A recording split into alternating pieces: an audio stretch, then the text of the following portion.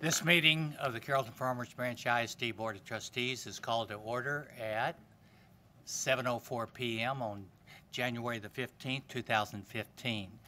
At this time, please join me in standing as Nancy Watton leads the board's opening prayer and can remain standing for Richard Fleming as he, correction, I just swapped those two individuals. Richard Fleming will lead us in the invocation, and Nancy Watton will lead us in the pledge to the U.S. and the Texas flag. Mr. Fleming. Dear Heavenly Father, thank you for the many blessings that you continue to bestow upon CFB. Thank you for this brand new year that you've given us so that we can continue to serve the students in our district. Continue to bless our students and our staff. Give us the inspiration to meet the needs of the future, and continue to guide our district leadership in the ever-changing academic and political landscape of education. In Jesus' name we pray. Amen. Allegiance to the flag of the United States of America and to the republic for which it stands, one nation, under God, indivisible, with liberty and justice for all. Honor the Texas flag. I pledge allegiance to thee, Texas, one state, under God, one and indivisible. Please be seated.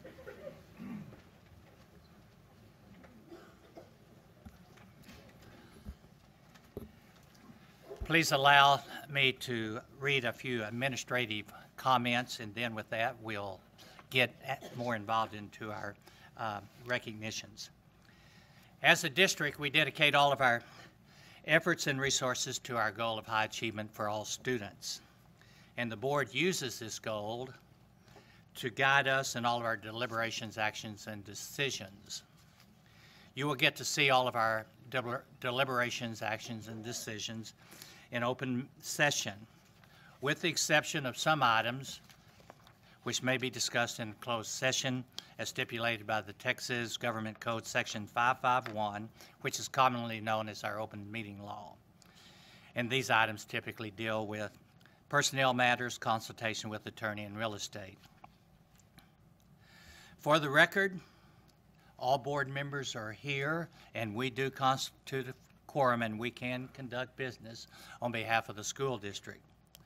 Also, as required by board policy BBD local, at each meeting of the board, the president will announce, and the minutes shall reflect, the name of each board member who has completed the required training, who has exceeded the required hours of training, and who is deficient in the required training as of the date of the meeting before any vote of the board is taken.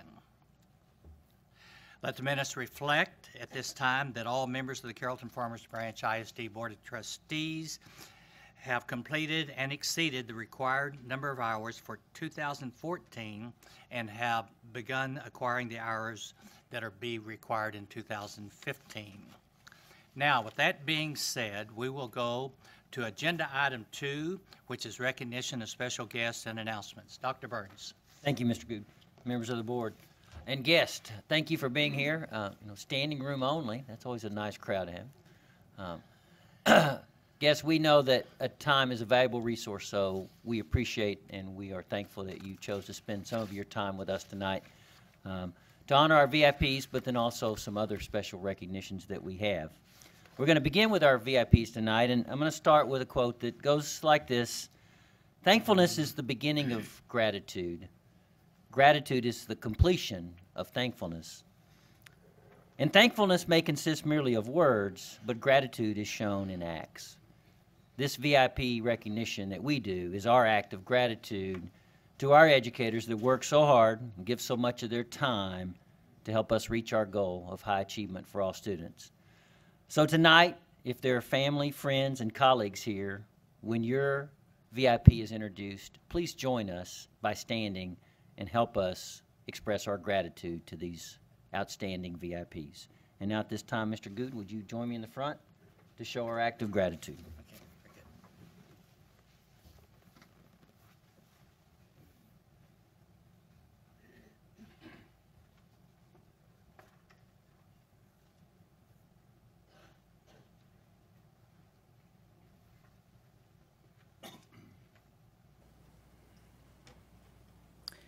Good evening, everybody. My name's Eva Medina Walker, and I'm principal at Blanton Elementary.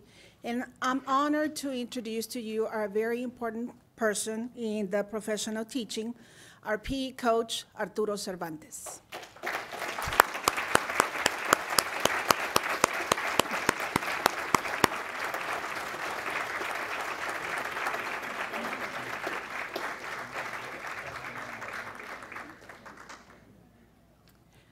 Coach Cervantes is a proud alumni of Carrollton-Farmers branch.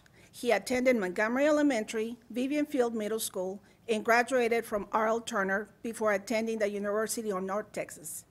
This is Coach Cervantes' second year as a teacher and as a member of our Blanton family. Coach Cervantes' desire to see every student succeed to the best of their ability was instilled in him early in life by his parents and his elementary teachers. During his elementary years, he found positive role models like his third grade teacher, Ms. Canopolis, who would tutor him in the mornings, and Ms. Sanchez, who through challenges showed him that he could do anything. I had the pleasure of meeting Arturo and his siblings when he attended Montgomery Elementary. Even as a fifth grader, Arturo was a dedicated and hardworking student. He arrived to the United States in third grade and in 2 short years had exited the bilingual program and was in an all-English classroom. He admires his sister Rocio for her drive and determination, but I think he exhibits the same qualities. Coach Cervantes always wanted to work with children and to be a positive influence in their lives. But it wasn't until he worked in the After the Bell program where he met and became friends with Mr. Banner, a former PE teacher, that his true calling became evident. He decided to become a physical education teacher. Physical education would fulfill his goal to positively impact students' body and mind. Coach Cervantes encapsulates his teaching philosophy with this quote: "The roots of education are bitter, but the fruit is sweet." He realizes that effective teaching involves more than just standing in front of students and telling them how to be healthy and strong. Teaching is hard and not for the weak-minded or easily frustrated. He stresses the importance of picking your battles to achieve your goals. He knows that challenging students is essential even when they fail, and they will fail. But success lies in rising and learning from your mistakes. He wants students to be resilient, to pick themselves up, to plan a new strategy, and try again. Coach wants to instill in students the standards of hard work in everything they do, grit to face the road ahead, faith that everything will work out, respect for everyone, and pride for what they have accomplished. At the end of the year, his students know there are no limits to what they can become. Coach has created strong relationships and connections with his students. A parent expressed it best when she sent an email to recognize the positive impact that Coach had had on her daughter, Olivia. She would ask her daughter how her day went, and Olivia would talk about how Coach helped her get over this obstacle, or how he taught her something new and how he was fun. There is always something new that Olivia shares with her. Olivia's mother stated that it makes her happy to know that there is someone who really cares for his students and takes the time to make an impact on the kids. To conclude, Coach Cervantes is an effective educator, a caring professional, an overall great individual who has positively influenced students through his PE lessons, the fifth grade lock-in, and being a student ambassador sponsor. The Cervantes family, his girlfriend Yesenia, and his Blanton family are here to honor Coach Cervantes as Blanton's member of the very important profession of teaching. Thank you.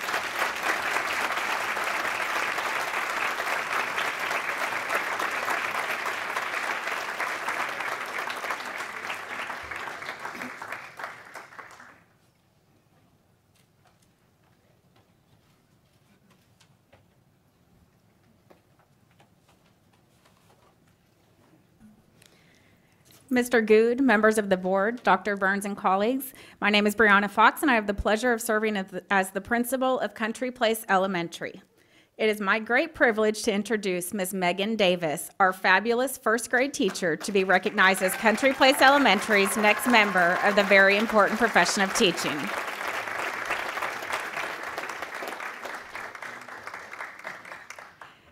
It is no surprise that Megan has become a leader in CFB. She is a graduate of this great district. As a student, Megan attended Rosemead Elementary, Blaylock Middle School, and Creekview High School. She returned to CFB for student teaching at River Chase Elementary and has taught kindergarten, first, and fourth grade at Country Place. Megan Davis is a true CFB ambassador.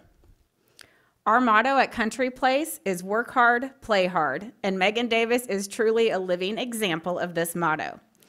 Megan, our staff laughs. Megan serves as a member of our Instructional Rounds team, the Campus Improvement Committee, and Family Math Night Committee. In addition, Ms. Davis coordinates the silent auction, attends the CFB ISD Leadership Academy for aspiring administrators, and is the teacher representative for the Country Place PTA Board.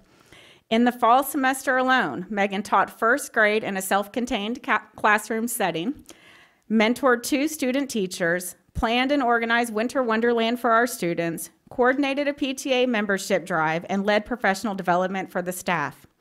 Megan spent countless hours over the summer helping on our campus interview committees, helping the new principal get to know Country Place, working out a perfect master schedule, and she even assisted with registration.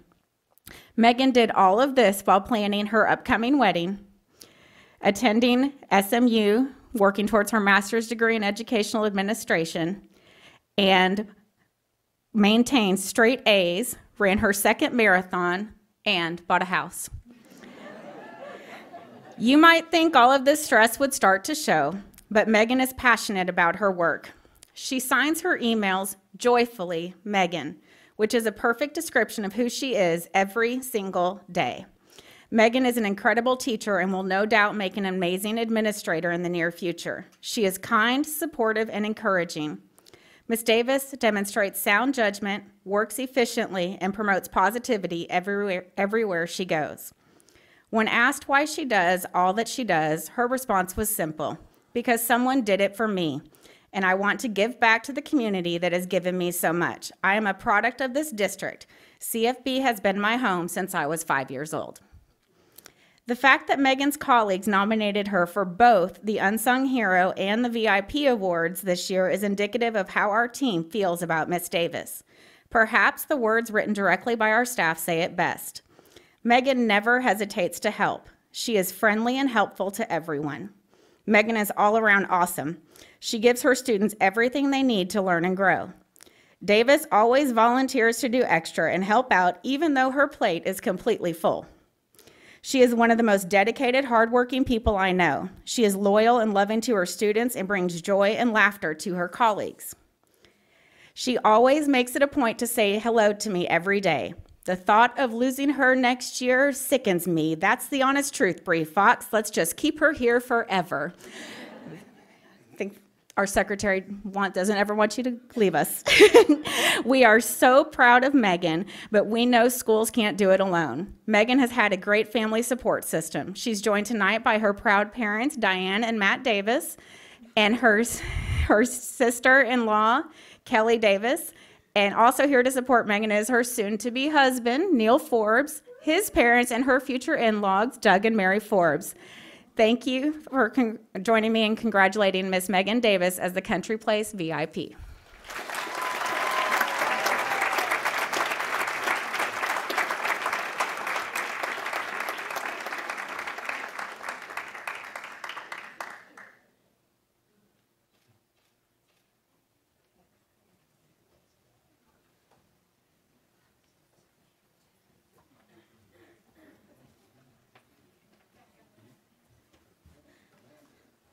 Good evening. My name is Aviance Jones, principal of Las Colinas Elementary IB World School. My staff and I are here tonight to introduce you to our newest member of the very important profession of teaching, Mrs. Kathleen Fry.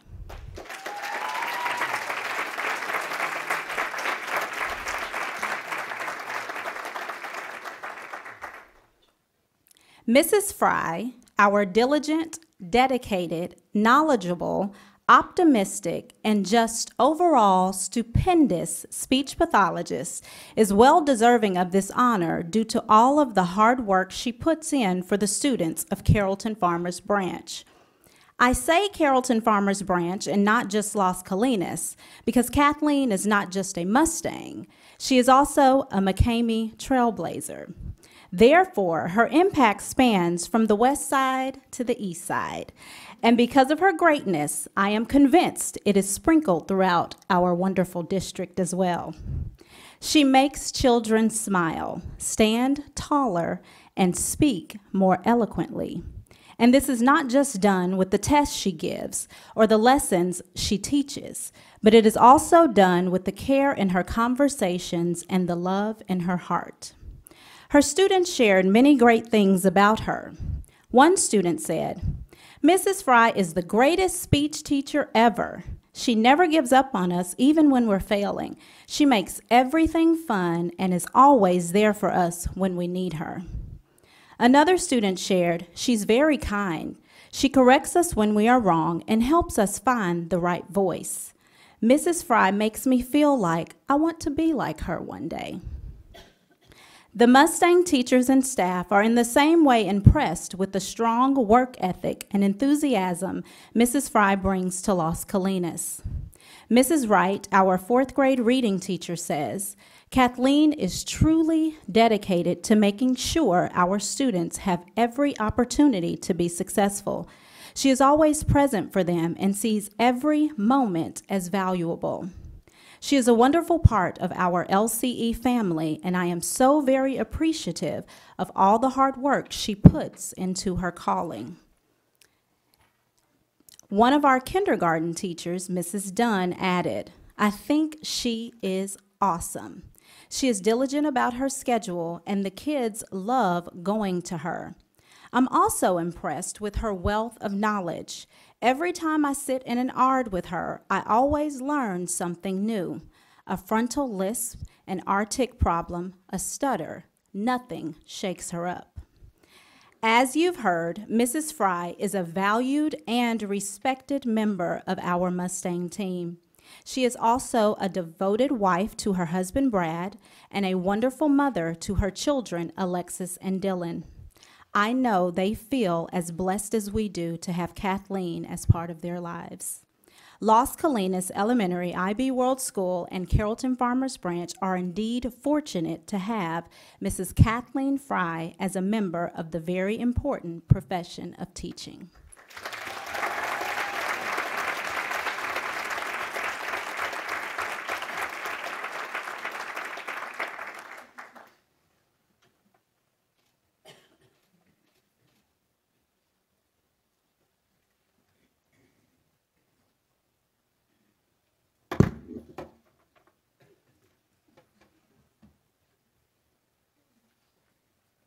Hello, I am Yanette Cardoza, principal at McWhorter Elementary School.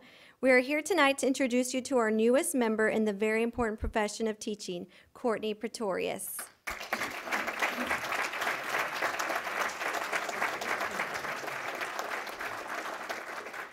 Courtney has been with us 5 years, 2 of them in kinder, 2 in first, and for the first time as our rocking reading recovery teacher. She's an integral part and a leader at our school. She has served in our Back to School Bash planning team, Campus Improvement Council, Solution Seekers, and our campus curriculum team. Through her work, Courtney has helped to organize our Reading Under the Stars Night, our Campus Science Fair, Cultural Night, and our Summer Reading Program, which isn't your typical reading at home and earning prizes program. It's a full-blown summer program with curriculum and teachers. Ms. Pretorius' students adore her. Brody said, "Ms. Pretorius is awesome, and she helps us learn. She helps us figure it out, and we learn how to read." Ayana said, "She's very nice because she gives us treats and when we improve with reading." Adisa said, "When I get stuck on a word, she helps me, but I have to figure it out myself. She's nice and always helps me get gooder at reading and writing." But Raven put it best. "She helps people she cares about. We care about her." The McWhorter team also holds Courtney Pretorius in a high regard. Former first grade teammate Ms. Harris shared, "Courtney always takes time to help, even though she's not even technically a part of our team anymore." Alex Claire in kinder said, "She is willing to help whenever she is needed. She offers advice and suggestions and is always positive." Courtney is so dedicated to her work, said Miss Fletcher. I see her work, her magic as a reading recovery teacher. She loves our kids here at McWhorter and truly does her job with passion, love, and dedication. Jody Armstrong, our BRS, shared a story with us.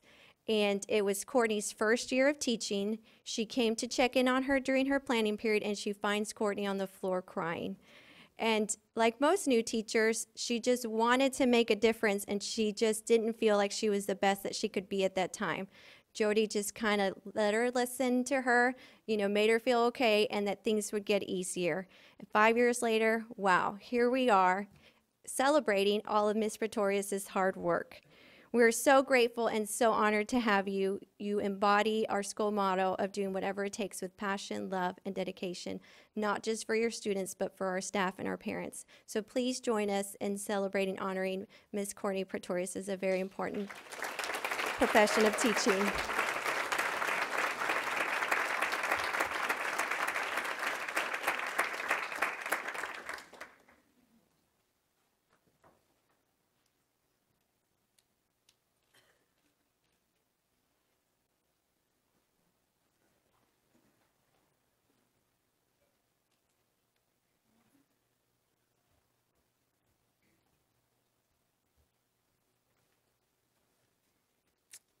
Good evening, Dr. Burns, President Good, and distinguished board members. I'm Charlotte Sasser, the principal of Annie Head's Rainwater Elementary.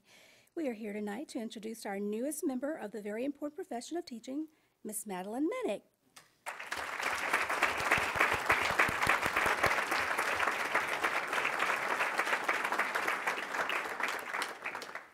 As we all know, CFB attracts and produces some truly amazing people. Madeline is one of those special people. She comes to us straight from the heartland of CFB, where she attended Creekview High School.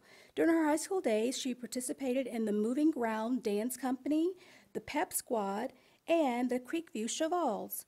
In fact, she was a Creekview Cheval Junior Lieutenant and the Senior Captain. She graduated from Creekview in 2006.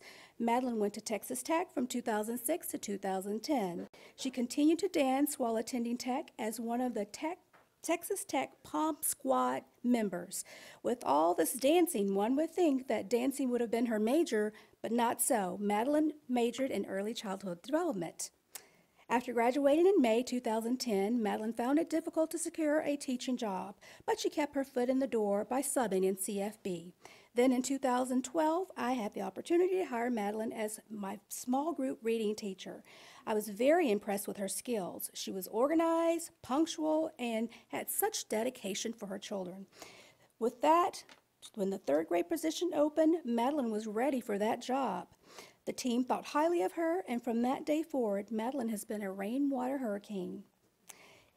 Even today, Madeline continues dancing to many beats. She's the team leader for the third grade, the GT teacher of record, and the after-school dance instructor. Yes, the after-school dance instructor.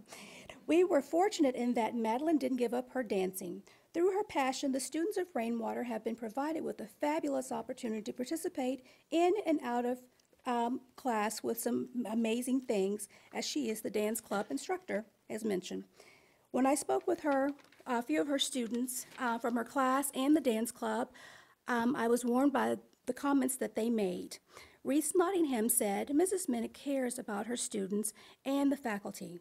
We would all appreciate Mrs. Minnick and all of her hard work. We would not know how much we miss her. We would not know how much we miss her." Presley, a dance club member, said, "You are an amazing teacher. You really do inspire me. Thank you for everything that you do." Victoria Jones appreciatively stated, "Mrs. Minnick is the best at everything she puts herself and her mind into doing. I mean, she went with her determination and created the dance club.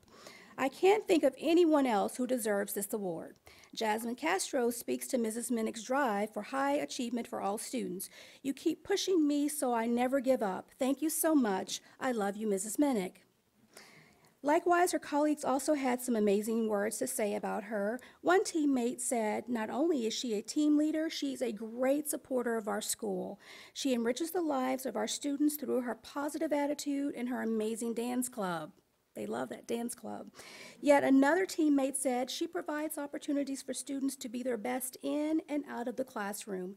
She gets to know her students on a more personal level and makes sure that all students feel special. We are truly honored tonight to have a teammate such as Mrs. Minnick and a colleague and a supporter of children. And for all of these qualities, Madeline Minnick is truly a very important profession teacher. Thank you.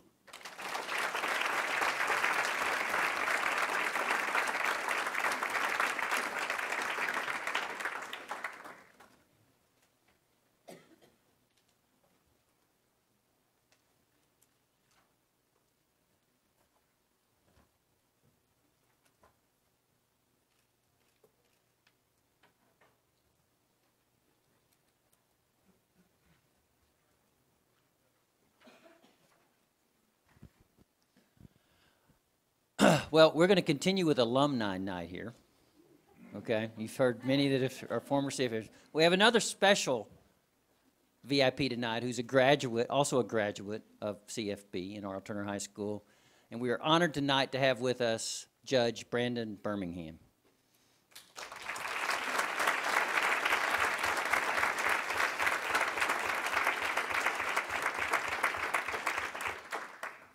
And also another CFB graduate, an Arnold Turner graduate, Mr. Richard Fleming up here, is going to do the honors of telling us a little bit about Judge Birmingham's accomplishments and why we are so proud of him in CFB. Mr. Fleming. On January 1st of this year, Brandon Birmingham was sworn in as judge of the 292nd Judicial District Court, a felony trial court in and for Dallas County. Brandon is former chief felony prosecutor with Dallas County District Attorney's Office and former chief of cold case unit. Brandon is a national and statewide lecturer, former member of the College of State Bar of Texas. Judge Birmingham has been featured on national TV shows and has been a local legal expert for local TV shows. Brandon states that his proudest moment as a prosecutor was bringing the killer of Fred and Mildred Finch to justice after 30 years of their brutal killing. For those of you that are not familiar with the case, Fred Finch was a civil rights attorney that helped integrate schools in North Texas, the first of which was Carrollton High School, later to be known as R.L. Turner High School. Brandon Birmingham is a lifelong resident of Carrollton, where he attended DeWitt Perry Junior High, graduated from R.L. Turner High School in 1994. Brandon is joined here tonight with his wife, Carrie, who is also a lifelong resident of Carrollton and a 1994 graduate of Newman Smith High School. They have two children, Jack and Madeline, both of whom currently attend CFB schools. Ladies and gentlemen, our very important alumni, Judge Brandon Birmingham.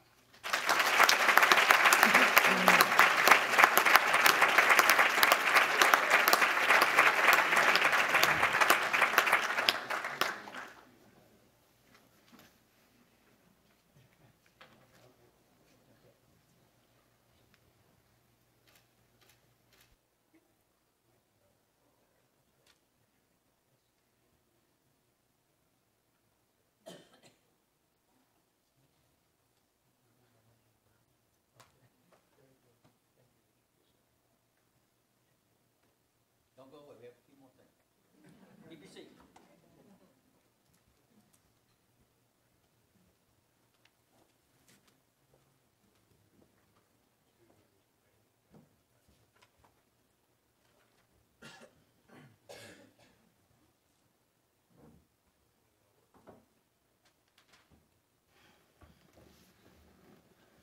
Mr. Good and members of the board, we do have a couple more one more recognition tonight, and then it's an announcement to make. But for those of you in the audience, sir, if you're not aware, that January in Texas is School Board Appreciation Month. And so, we like to take this opportunity to recognize this school board in front of you here for all that they've done. But also I want to say is that we shouldn't just wait till January every year to appreciate our board members. So each month they give a lot of time, a lot of effort, and they do it for no pay. They do it just solely to help the students of this school district and to help this district reach its goal. So I'm very honored and privileged to work with such a fine group of people. And, I always say to people ask me, what's the secret in CFB? I said, it starts with our governance team telling us and helping us focus on the main thing, which is student achievement. And in all research you read about school districts, you'll find the one common denominator in effective school boards is they focus on student achievement. That's their focus. They know why they're here, and that's to help students achieve and find the resources that it takes to make that happen. And so, just take this opportunity on behalf of our staff, and I think I speak for many people out there to tell this board how much we appreciate you and all that you do for the students of CFB and for this community. Now, we also have a little special performance for you tonight. So at this time, Miss Christina Pop from Creekview High School, she's going to come forth and perform an oratory for you in your honor. Christina is under the direction of Mr. Robert Shepard, who's also back there in the back. Mr. Shepard, wave at us. Thank you for all that you do as well. And I'm going to turn it over to Christina.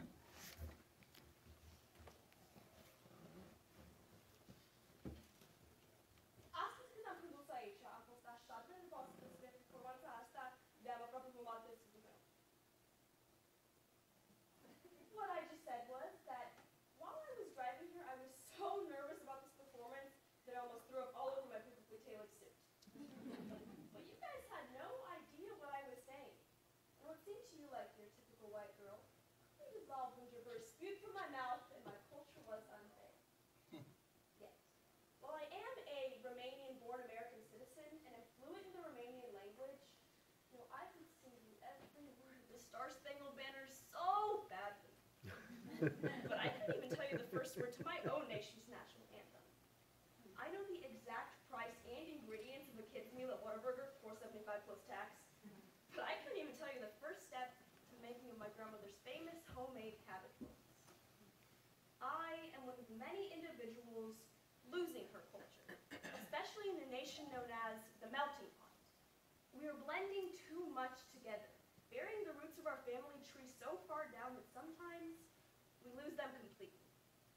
And thus is my concern, that we have stopped preserving our culture at the expense of development, leading to assimilation and the loss of identity.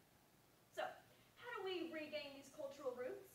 Well, in the spirit of the family tree, we must start at the root of the problem, to redefine culture and explain why it is so important to keep hold of it. Second, we will examine the negative impacts of cutting down our family tree, or what is at stake if we stop paying attention to these quickly dissolving cultures. And finally, we will embark on a journey to help us find some solutions that will help us all grow culturally. Deci, ce înseamnă să ai cultură? So, what does it even mean to have culture? Well, to me, my culture is the smell of home-cooked food that lures around my house every day, that my friends constantly cringe at. It's where I feel most like myself. At the University of Nigeria, they define culture as the way of life of its people, the collection of ideas and habits which are transmitted from generation to generation. Even social scientists view culture as a way of life. And so when we lose that, we are essentially at risk of losing what makes our world so unique. That sense of diversity, no matter where you go. So I especially felt this diversity this summer when I went on a trip to Mexico with 8 Romanian women and one very unfortunate 10-year-old boy. What shocked me most about the trip wasn't just the pineapples they carved little faces into that you could drink out of, but that the natives there spoke to you in Spanish, no matter what language they knew that you spoke. And although frustrating to constantly try and reply using a third language, I struggled through because I knew how important it was for these people to preserve the one thing that made them unique. Although, let me tell you, while a white girl standing up here speaking to you in Romanian is pretty impressive, a white girl attempting to speak Spanish does not fall into that same category. Cine se aseamănă se adună is this Romanian proverb meaning, those who are alike gather. The problem in America today is that we've either split into the groups most like our own, leading to assimilation, or have completely disregarded where we come from, leading to that lack of identity. So you see Chinatowns and Little Italy's cover the nation. And cultural assimilation is where you take one group's culture and adapt if you were born into your cultural background. But those born into a different cultural background find it much harder to adapt. For example, in a study done by the National Communication Journal, 67 African Americans going to predominantly white schools were surveyed. In the survey, the students stated that they felt a pressure between integrating into the dominant white culture while at the same time trying to honor their culture and Black pride. This leads to that next issue, the loss of identity. Now, this is predominantly the problem in America today, where we witness multiculturalism at its finest. Author Chris Jammy puts it best when she states that American culture is a place where flattery is called love, propaganda is called news, gossip is called knowledge, and singing is called auto-tune. In a nation so focused on self-expression, we rarely create selves that are actually worth expressing. So, for a second, let's be real and focus on what is truly at stake. We stop paying attention to these quickly dissolving cultures. In the village of Tyee on the Ivory Coast, 3 brothers from a prosperous family are struggling to balance careers in the modern economy with the preservation of their tribe's medicinal practices. Their mother is the esteemed healer of the tribe, but she is growing old and has not yet been able to pass on these practices. So, the first brother, curious about the medicine she uses, states that he is too afraid to ask her. And the second brother even goes into the forest with her, but hesitates to ask for fear of the power of her medicines. And finally, the third brother, pursuing a successful engineering career, simply assumes that the other 2 brothers will just acquire her knowledge.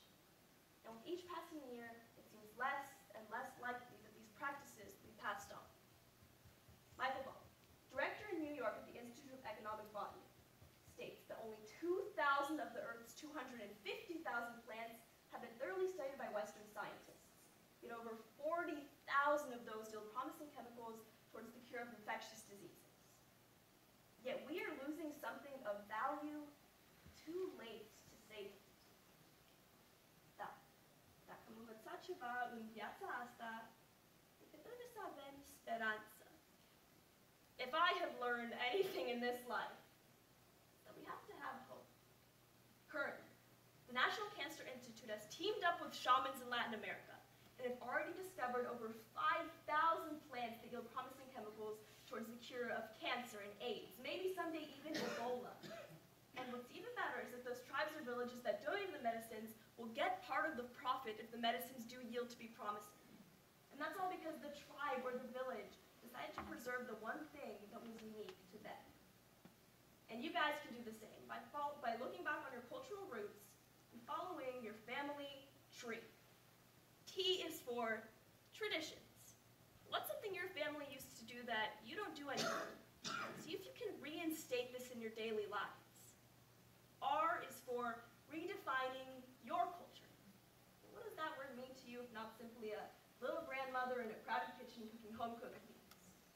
E is for evaluate your ancestors. Don't be afraid to do research on your cultural background, and especially always ask your family questions.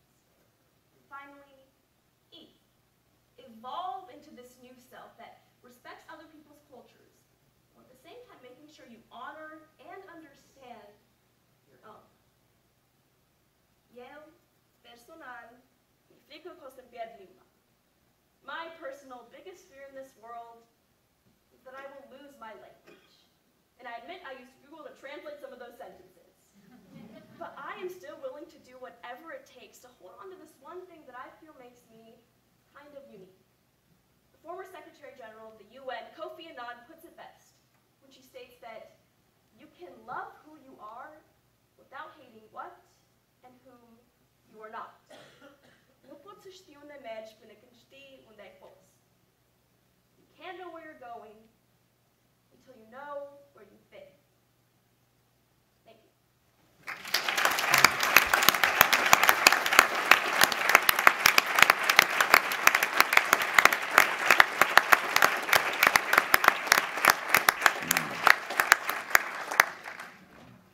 Our next alumni VIP, she'll be back. So, thank you, Christina.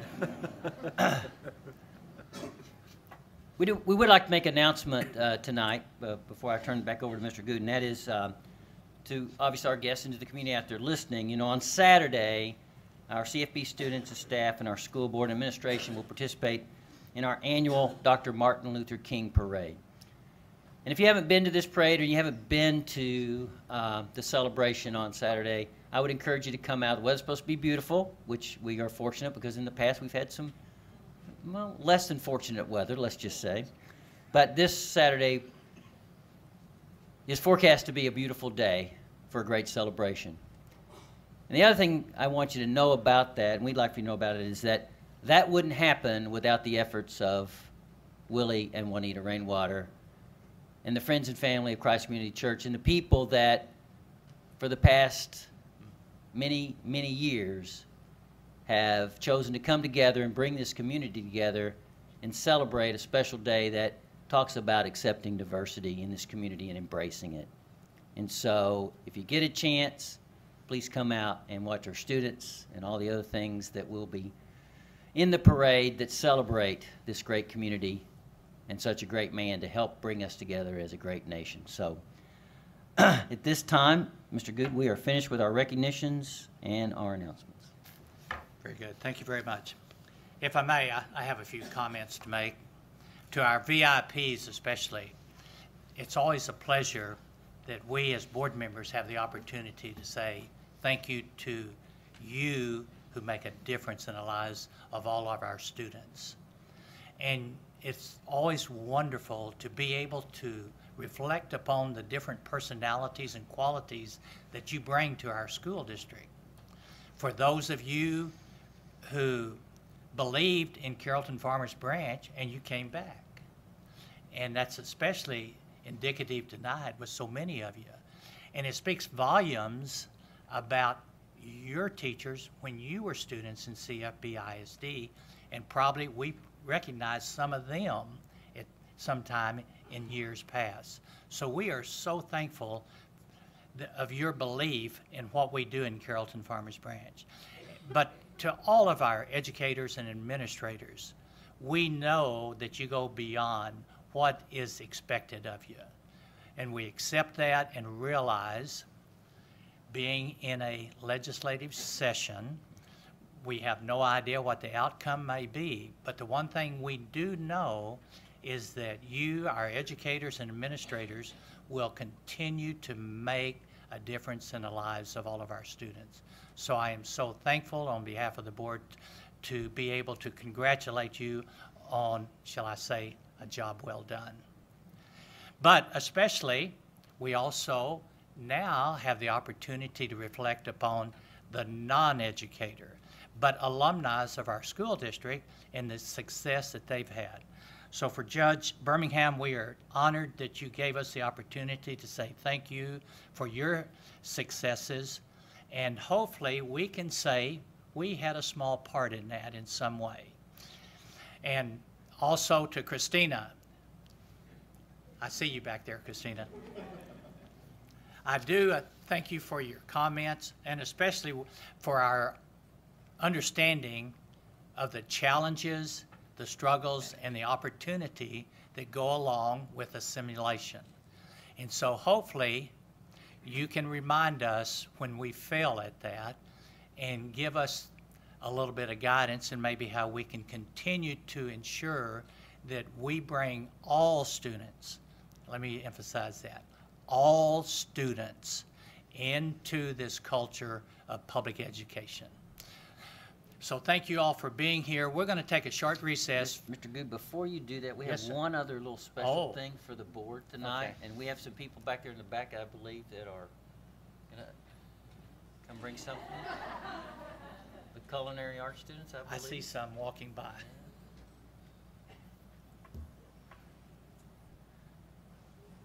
I don't know where they're going. Are they coming? It's for later? Okay, so we can take a break and then they're gonna come back later? Okay, all right. Okay. Okay. Okay. We are going to Sorry, we're not take, gonna share, but no. okay. We are going to take about a 10-minute recess because realizing tomorrow is a school day. So we will recess at 7:47 and then reconvene at 7:57.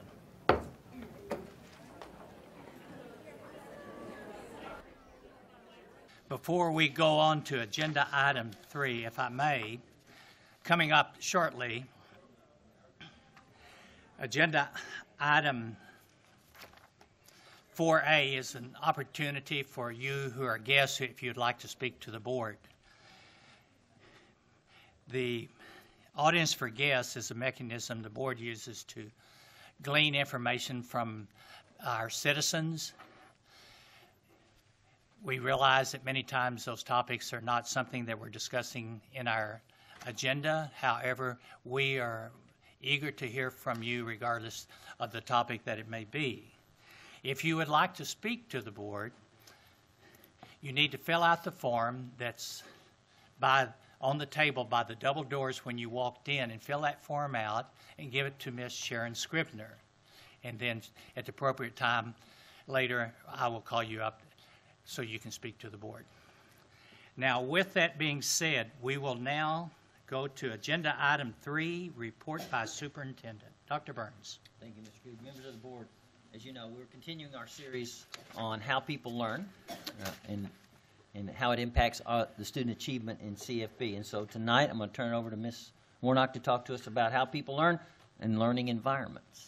Thank you, Dr. Burns. This year, our board work study is around how people learn. This book from the National Research Council about the brain-mind experience in school. We believe that in a learning organization, we have symmetry in learning, which means that the learning we expect children to do is replicated at every level of the organization, from the school board, the superintendent, and in the classroom. And so we appreciate the board's investment in learning and continuing the learning journey through our student achievement presentations. Tonight we've invited Joe Gillen, our Executive Director of Counseling, CTE, and Nurses, to share with us about how people learn the learning environment. Ms. Gillen? Thank you. Good evening, Dr. Burns, Mr. Good, and esteemed members of the board. As we continue our study of the book, How People Learn, we will focus our attention on the topic of learning environments. The expectations for today's schools have dramatically changed over time. As noted in the book, a fundamental tenet of modern learning theory is that different kinds of learning goals require different approaches to instruction. There are 4 environments that appear to be important given current data about learning. These include learner-centered, knowledge-centered, assessment-centered, and community-centered. Although we will discuss these perspectives individually, the unique components need to be viewed as a system of interconnected parts that support one another. First, learner-centered environments are those in which there is recognition of the knowledge, skills, attitudes, and beliefs that students bring into the classroom. Next, knowledge-centered environments help students become knowledgeable by learning ways that lead to understanding and being able to transfer that information to other disciplines. Third, assessment-centered environments provide opportunities for feedback and revision. And finally, community-centered environments connect the classroom, the school, and the community to build collaborative relationships. Each of the 4 areas is independently significant, but when combined, creates the foundation for holistic and effective education. In the past, the focus of education was on the 3 R's: reading, writing, and arithmetic. There was little interaction between students, and mastery was based on the results of tests. However, model classrooms of today promote project-based learning in which students regularly interact with and learn from one another.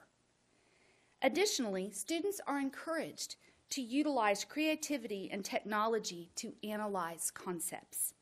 In short, classrooms of today, which incorporate each of the 4 components into their learning environments, succeed in not only teaching students the mechanics of learning, but also in teaching students how to apply the knowledge they've acquired. Let's look at the 4 pieces of the pie in order to gain a better understanding of each key element.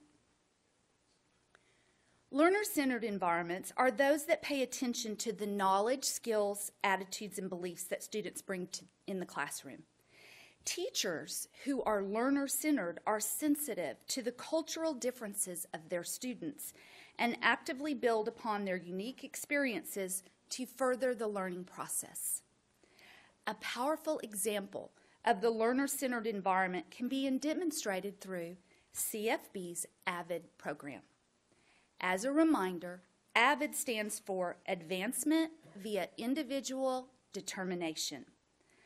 A learning method commonly utilized in the AVID program is the Socratic seminar. Through this process, participants seek deeper understanding of complex ideas through thoughtful dialogue.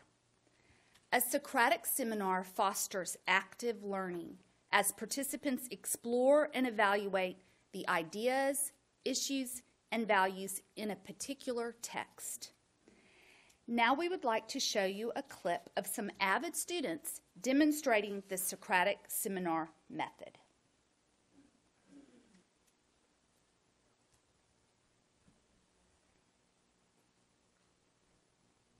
So the title of this is Latino School Gap Stubborn. Does anybody see that gap? There is a gap, especially here, where our school is predominantly like Hispanic, Latin American. So I see it specifically, but like also like some of us may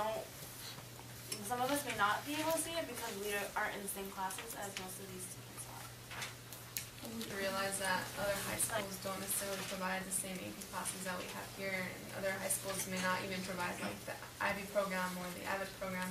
So I do see like a huge gap. I'm not trying to like defend them or anything in any way, but like you see the difference for students who actually want to learn are in like IB and AP classes, and kids who don't actually just want to graduate high school are in regular classes.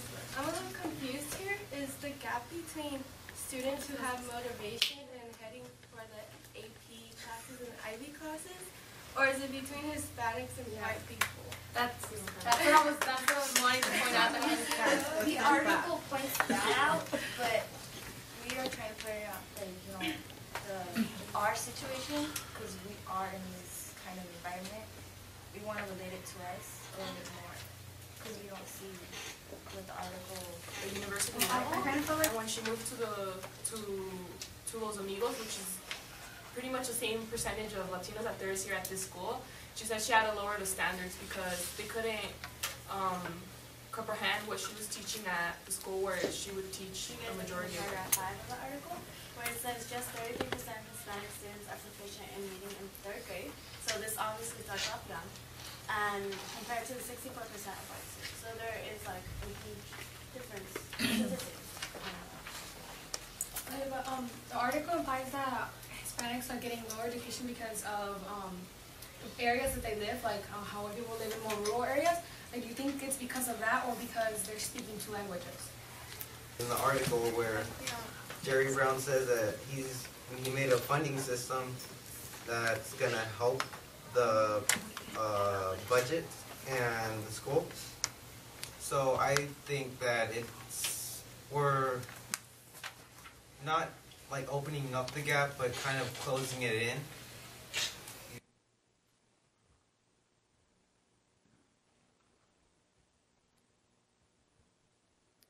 As illustrated in the clip, the Socratic seminar learning strategy allows students to draw upon their own unique perspectives while thinking critically and learning from one another. Learner-centered environments such as these empower students to draw upon their current knowledge as a foundation for further learning. The second piece of our learning environment pie is the knowledge-centered environment. Students in this environment become knowledgeable by learning ways that lead to understanding and being able to transfer that information to other applications. Teachers first take into account what knowledge the students already possess before presenting new information so that connections and relationships can be built. A key tenet of this approach involves the process of progressive formalization. It begins by having students use their own words, pictures, or diagrams to describe mathematical situations to organize their own knowledge and work and to explain their strategies. Let's now watch some edu-creations by students from McCamey Elementary, which demonstrate this concept. As you will see in the clips, McCamey students not only perform traditional mathematical equations, but are also able to articulate their problem-solving process, which shows a deeper understanding. In the first clip, a second grade student will explain the process of how to add place value. The second clip will feature a fifth grade student's thought process in adding fractions.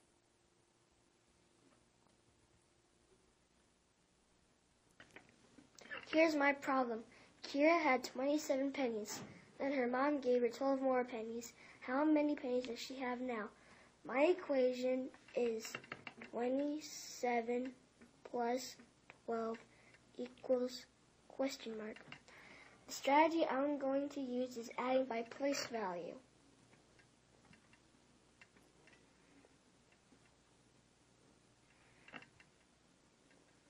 So first I need to do 27 plus 12.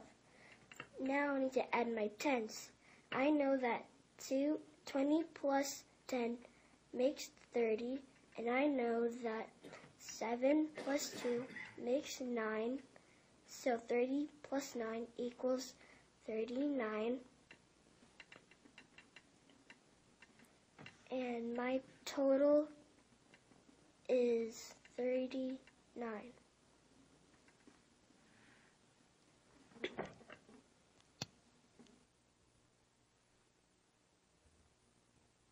Okay, and now the fifth grade example. Problem I'm solving is Daryl's mom gave him a list of chores to do over the weekend. Daryl completed 1/6 of the chores on Saturday and 3/6 of the chores on Sunday afternoon. What portion of the chores has he completed? So I'll start with 1/6. That's what he did on Saturday. And then to find what the portion, I would do 3/6 and add those. And I know that the denominator stays the same. So I would just need to add the numerator to get 4. And then when I look at my answer choices, my answer is not there, so I would have to find the equivalent fraction. So I'll do 4/6 divided by 2 out of 2, because whatever I do to my denominator, I need to do to my numerator. 4 divided by 2 is 2, and 6 divided by 2 is 3, and that is my answer.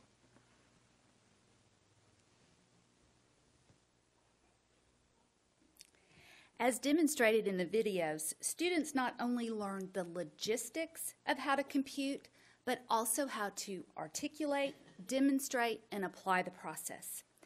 In these learning environments, the learning goes beyond the basics of computation to a deeper and more applicable level. The third piece of the pie is the assessment-centered learning environment. Assessments serve numerous purposes.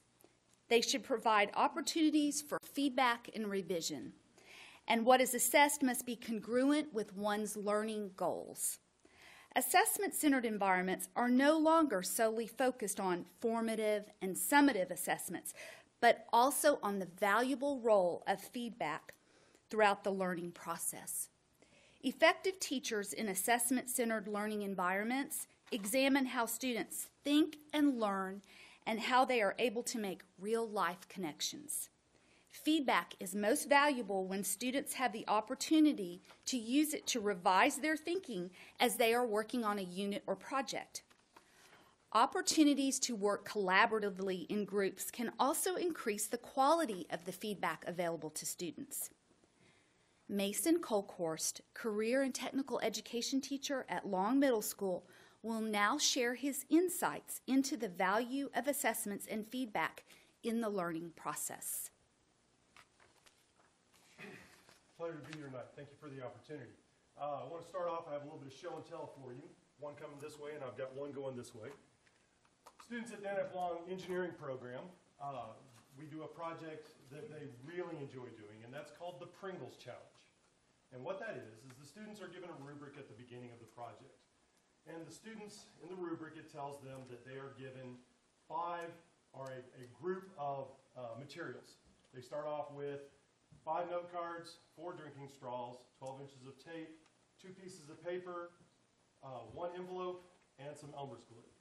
These materials they use to allow a single Pringles chip to be mailed through the postal system from my house in Allen back here to the school in Carrollton. And they have to make a package that will carry the chip without it being damaged. So they have 3 different packages they have to make. The first 2 are actually practice packages. The first one, they make a package, and we demonstrate the conveyor as if it were on a conveyor belt. So we take the package, put it on a table, slide it across the table, and it drops on the floor, and we do this 3 times. At the end of that, they pick up their package, carefully open it up, and see if the chip lived or if it died. If the chip lived, they get a whole new sack of materials, and they start over and they build a second package. If it didn't, they have to go back right then, reevaluate how they built it, reevaluate what they did, and rebuild it so it does live. The second package is testing whether or not it can stand up to the weight of additional mail that would be on top of it. So to do that, we take the package, once they've built it, and I drop a textbook on it. And when the textbook lands on it, sometimes it lives, sometimes it gets crushed flat. If it gets crushed flat, they have to go back in, look at it, see how they built it, what can they do to rebuild it, and make it so that it will withstand the dropping of a textbook on it. If it does live, they get all new materials, they go back and build a third package, incorporating everything that they've learned as they take it apart. The chip, the package dented in places, things like that. The third package actually goes to my house in Allen, and I take it to the post office, and they laugh at me because I bring these little orange packages in. And I mail it back to the school in Danic Lawn. It takes about 2 or 3 days to get there. When it gets there, we open it up at the beginning of class, and they can see right then if their chip survived the trip or if it didn't survive the trip. About 25% survived the trip. About 25% come back and they're pretty messed up. So in conclusion, what they're learning is that immediate feedback, learning what they need to do in order to be able to progress in the project. Thank you. Thank you, Mason.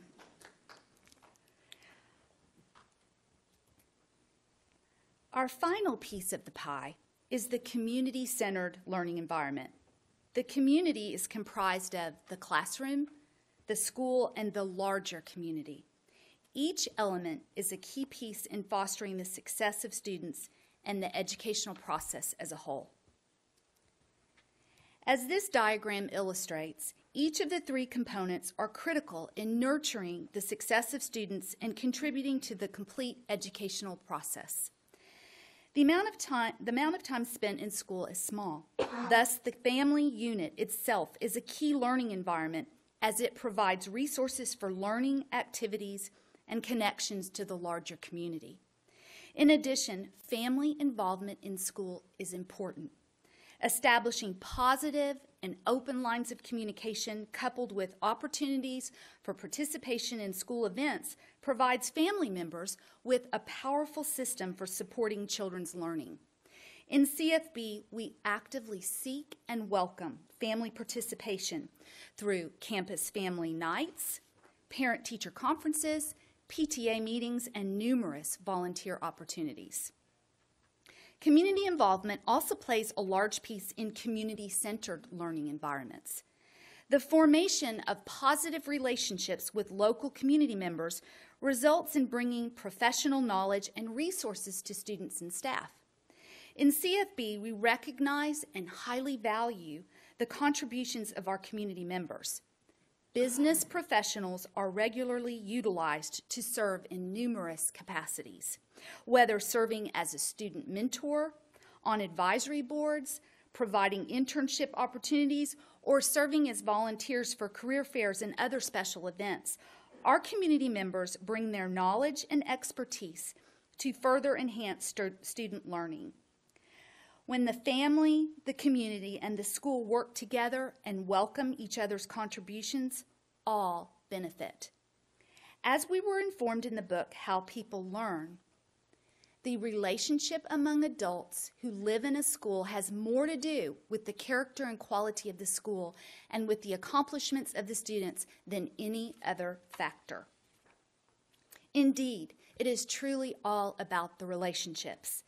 The following slides are just a few examples of the community-centered learning environments offered by CFB.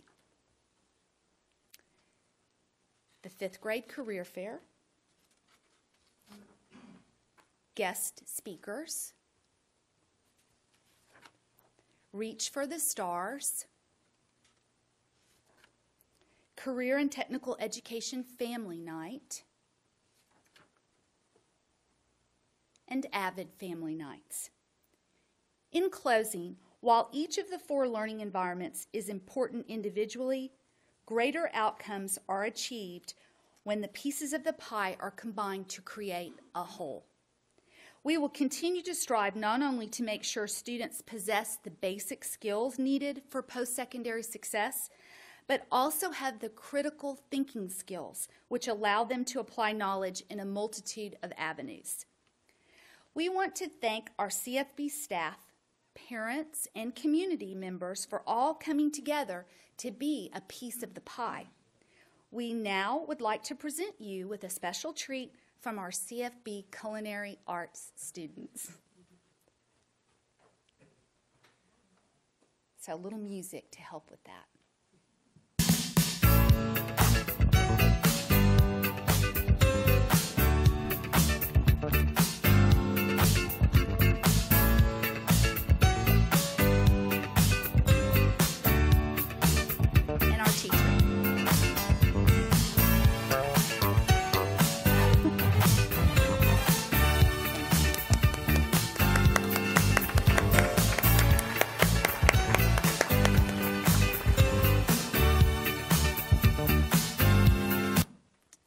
Okay, that was the culinary treat, Dr. Burns. Yeah. Thank you. Dr. Burns, that concludes our presentation for this evening on the learning environment. Oh, fun. Thank you. Thank you. Tonight. I was just wondering which assessment is the pizza? Or would that be the knowledge? No. I think a little of all 4 parts. All 4 parts. Yes. We have about a 2-minute recess. I just got to suggest that Ms. Yellen should do all of these board meetings. Very good. Board members, are there any questions? Yes, sir. A question. Ms. Gillen, you talked about that the culture, I'm not sure if I'm saying this right, that there's a transition taking place in education, moving away from the traditional assessments which showed mastery in tests and pretty much only tests.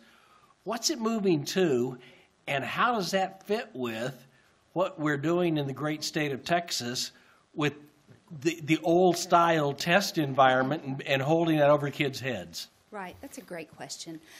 And I think what I was referring to is in the classroom, we want students to get immediate feedback so that they know at the time of their assessment that what they need to improve on and what that learning involves.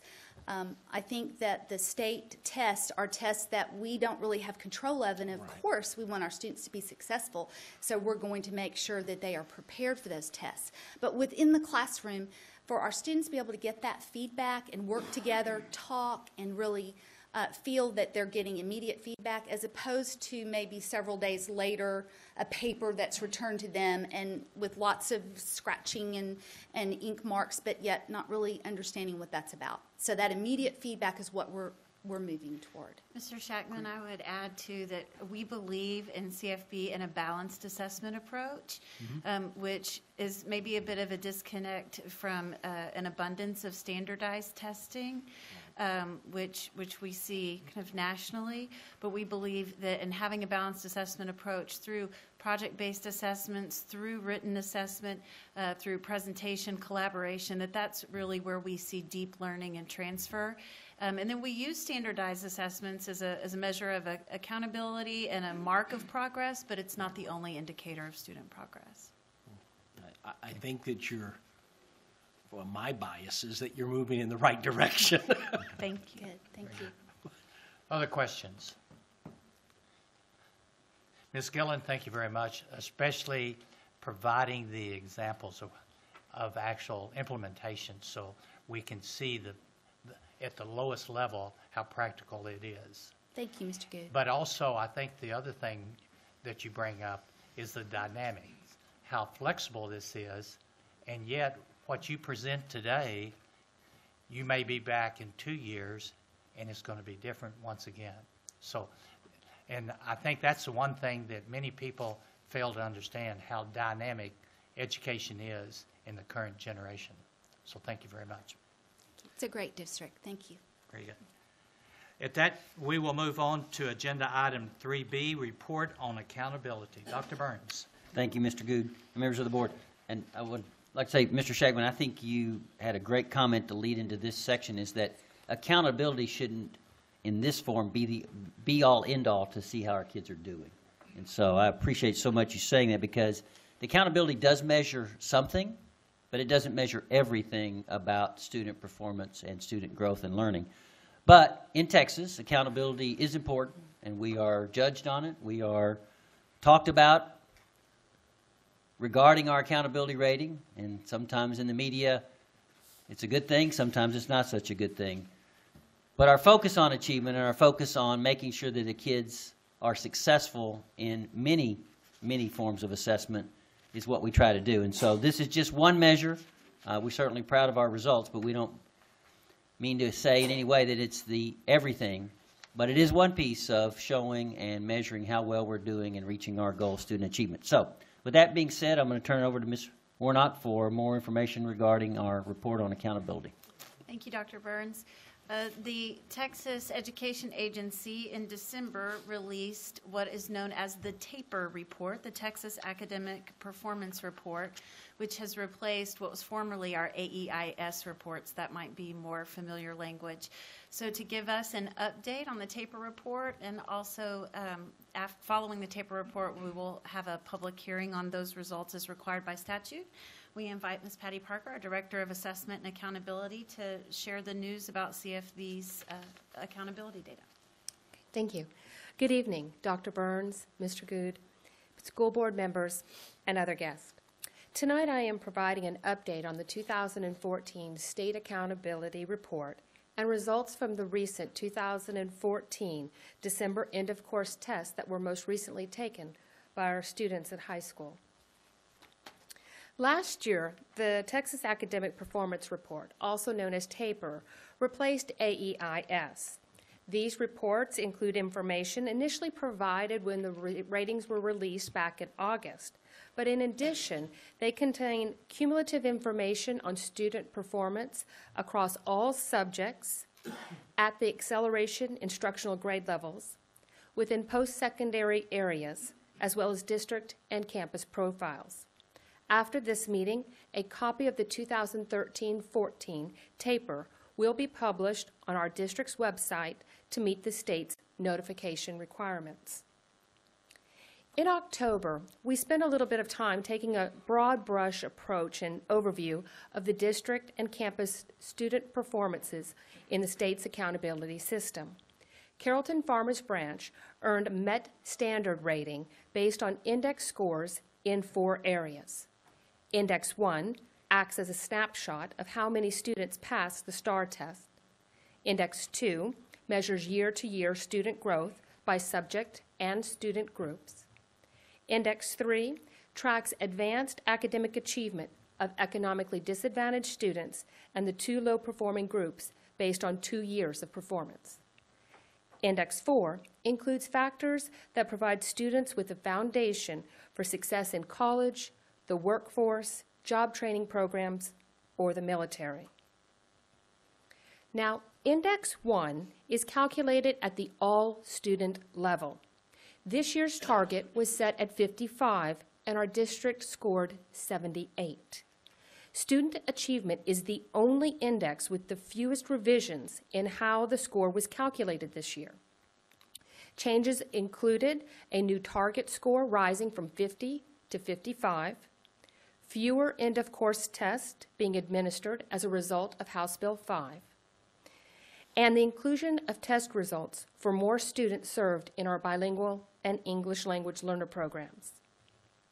Index 2 focuses upon student growth from one assessment year to the next. All student ethnic groups are used in this index. The target was set at 16. Our district scored a 41. Student progress went through some slight revisions this past year. It looked only at reading and math, but it also included results from the modified and alternate versions of the STAR test. Index 3 addresses closing the achievement gap for traditionally disadvantaged groups. The target was set at 28. District, we scored a 41. This index went through a major revision in how the scores were calculated. In 2014, we outpaced the state by 3% and the region by 2% in closing the achievement gap. Along with economically disadvantaged students, African American and Hispanic student performance will continue to be included in this index for our district.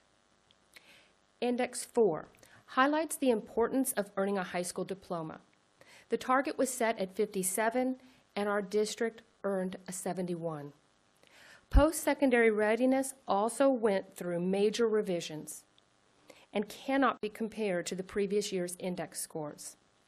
It applied to all campuses in 2014 and placed an increased emphasis on the role of elementary and middle schools in preparing students for high school. Yes, Mr. Short? Can you go back to the last slide for a moment? Yes, sir. Now, this is going to sound like I don't know what I'm talking about, which is true most of the time. But what's the difference between a 78 and a 77 on Index 1? Is it getting one more correct answer? Is it getting 100 more correct answers? Or what does that signify? Index 1 is probably the most simplest one to look at in that 78, the 78 is our students passed 78% of the tests that were taken in Carrollton-Farmers branch. For the state of Texas, students in the state of Texas on average passed 77% of the tests that were given during that year. Who set the target of 55? The target was set after all assessments were given through the commissioner and the state board. So the target was just a little more than half being passed. That's correct, sir. Last year it was. The great state of Texas. Right. Last year it was set at 50%, and this year it was set at 55%. Oh, wow, we're really raising the bar. Good to know here is that when the state has a new test revision coming in and they kind of up the standards, they will typically set the target score a little bit lower at first. I got that. Yeah. So it does sound low, but we want the audience to know it is a very difficult test because this board took earlier in a work study. It's much more difficult, and so they adjust that target a little bit for that. It's a little disconnect in what we believe is, okay, well, is that mastery or not? Well, you could argue both sides of it, but that is why they set the score lower than typical because of it being a new test. So. And it is a percent of tests passed. Say that one more time. It is a percent of the tests that were passed by students in the state of Texas. So 78% of the tests were passed by students in Carrollton-Farmers branch. And for the state of Texas, 77%. Which test? It's a combination of all tests and all given to all students. TESTS. Tests, plural. Yes, sir. Tests. Yes. So if we were a third grader, it would include both the tests that a third grade student would take for STAR. Okay, all right. So the state would set that number thinking, we think it's a reasonable number for 55% of the students to pass all the tests taken. Yeah. Why wouldn't you say that 100% is what's reasonable? Well, I think you would say that with the exception of you haven't given that test yet. I mean, so you really don't know how good a test it is in measuring really what the curriculum is. Okay, and so there's some disconnects in it. Okay, I'm going to how to win friends and influence people, okay? Are we satisfied with 78? Oh, Because I know never. one of us, probably 7 of us aren't. Yeah, oh, no way, no, yeah. I mean, whatever they set is the standard, whatever test they give us, we go after 100% always. I mean, you don't ever shoot the bar lower. But as you saw and you took the test, it is a difficult test. And so we've got a lot of work to do to get there, but we don't lower the target just because it's difficult. Okay.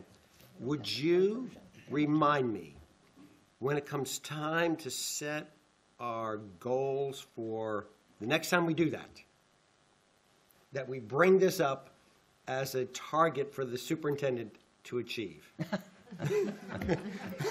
Mr. Shore, I want to just interject here. And maybe we shouldn't have given you a 2-year extension. I do want to interject that the 78%, it is for all students, all tests, and for the first time this past year included Special ed? well, all students who are served with special education, but also all of our language learning students that had previously been exempted. That's nothing to sneeze at. That's pretty impressive. I also want to add that at this point, when we look at our seniors, our cohort class of 2015, that at this point we are still crunching some numbers, but we are roughly estimating we have 95% of our seniors who over time have now reached passing all of their tests for graduation. That's closer to where we need to be. Yeah. And I applaud believe you. that too.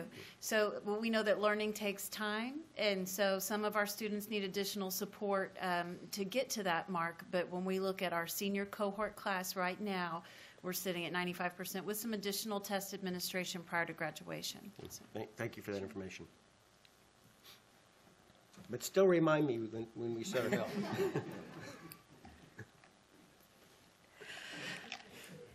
Graduates enrolled in Texas Institutes of Higher Education are also reported on the taper.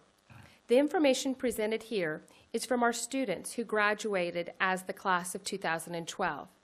Now, Texas being Texas means that there's a focus on education within Texas.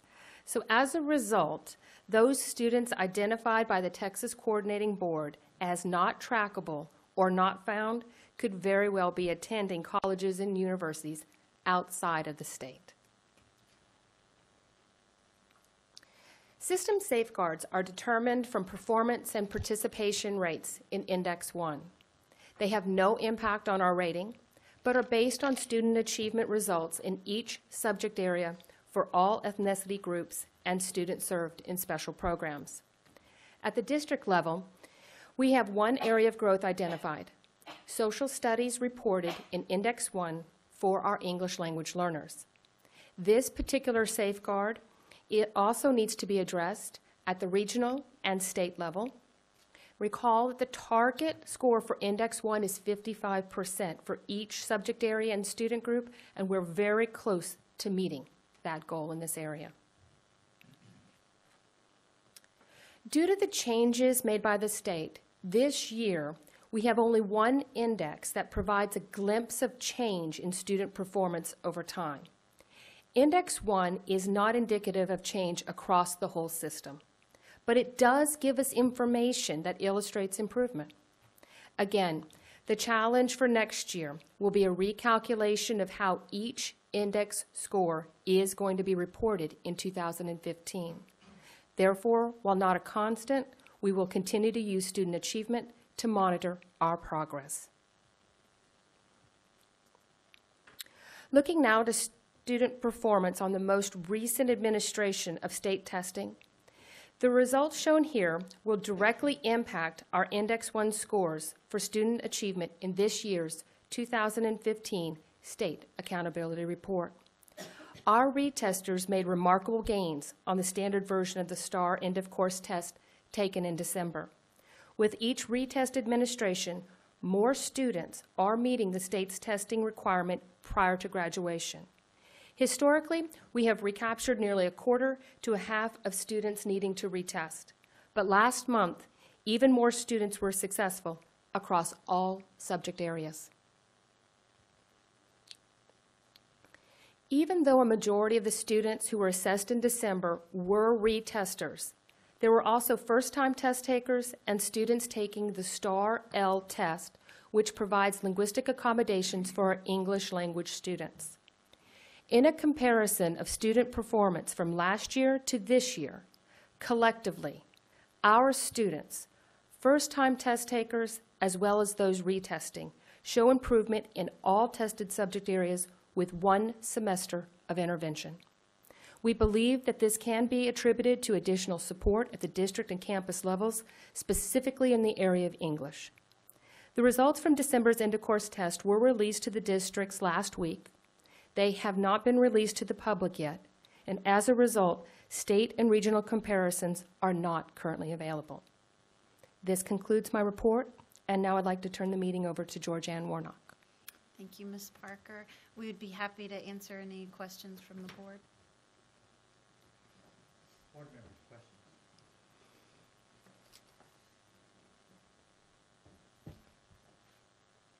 More time.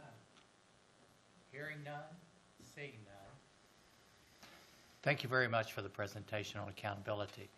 At this time, we will stay on this topic because we are in requirement to hold a public hearing. So at this time, we will open a public hearing regarding accountability at 8:39 p.m. If there's anyone who would like to address the board regarding this topic, this is your opportunity at this time. Is there anyone who would like to speak regarding accountability?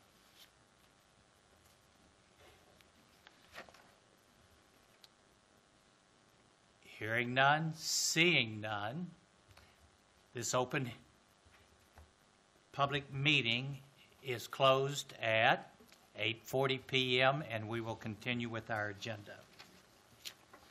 And we will now move on to board operations. Before I go into this, I will remind our audience, if anyone would like to speak to the board during the portion Audience for Guests, please fill out the form as indicated, give it to Ms. Scrivener. You will be given 3 minutes to speak, and Mr. Shore is our timekeeper. He will let you know when time has expired. Please remember, if it's not a topic that we currently have on our agenda, the board may not discuss this. Ms. Scrivener, are there any audience for guests?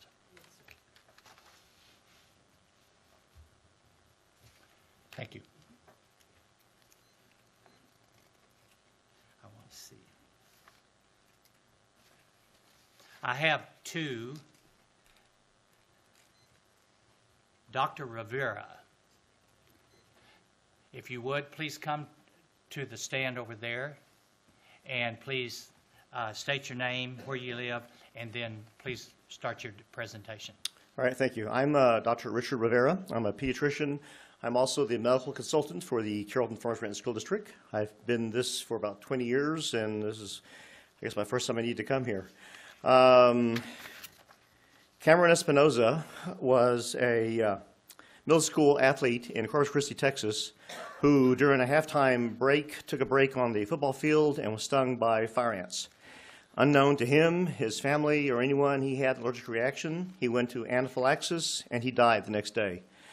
Had he had on that field a source of adrenaline in the form of a immediate release device, such as an EpiPen or an Auvi-Q, his life probably could have been spared. The company that makes the EpiPen has and since 1912, a program called EpiPens for Schools, which at no charge will supply an EpiPen set for every school in the district. I felt it was medically necessary and important, so on my own, I wrote a prescription. I obtained an EpiPen for every school in our district, every elementary, middle school, and high school. These pens were placed, or in the process of being placed, when I received a letter from the attorneys stating for me to cease and desist, and I received all the pens back.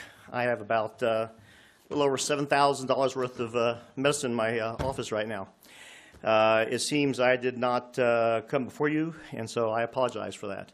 So I want to inform the board that This type of device is pretty much in all of our schools. All of our nurses have them for children who have known allergies.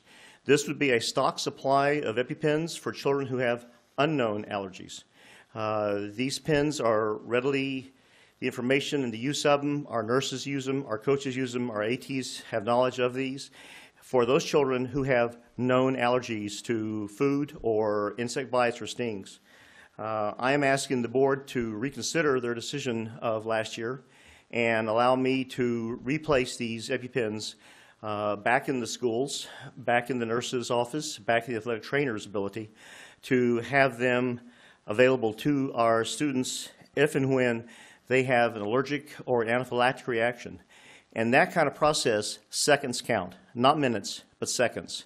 So as a father, as a physician, as a member of this board, you need to ask yourself, if your son was Cameron Espinoza, would you want your district, your nurse, your coach, your athletic trainer to have access to one of these medications and hopefully save his life?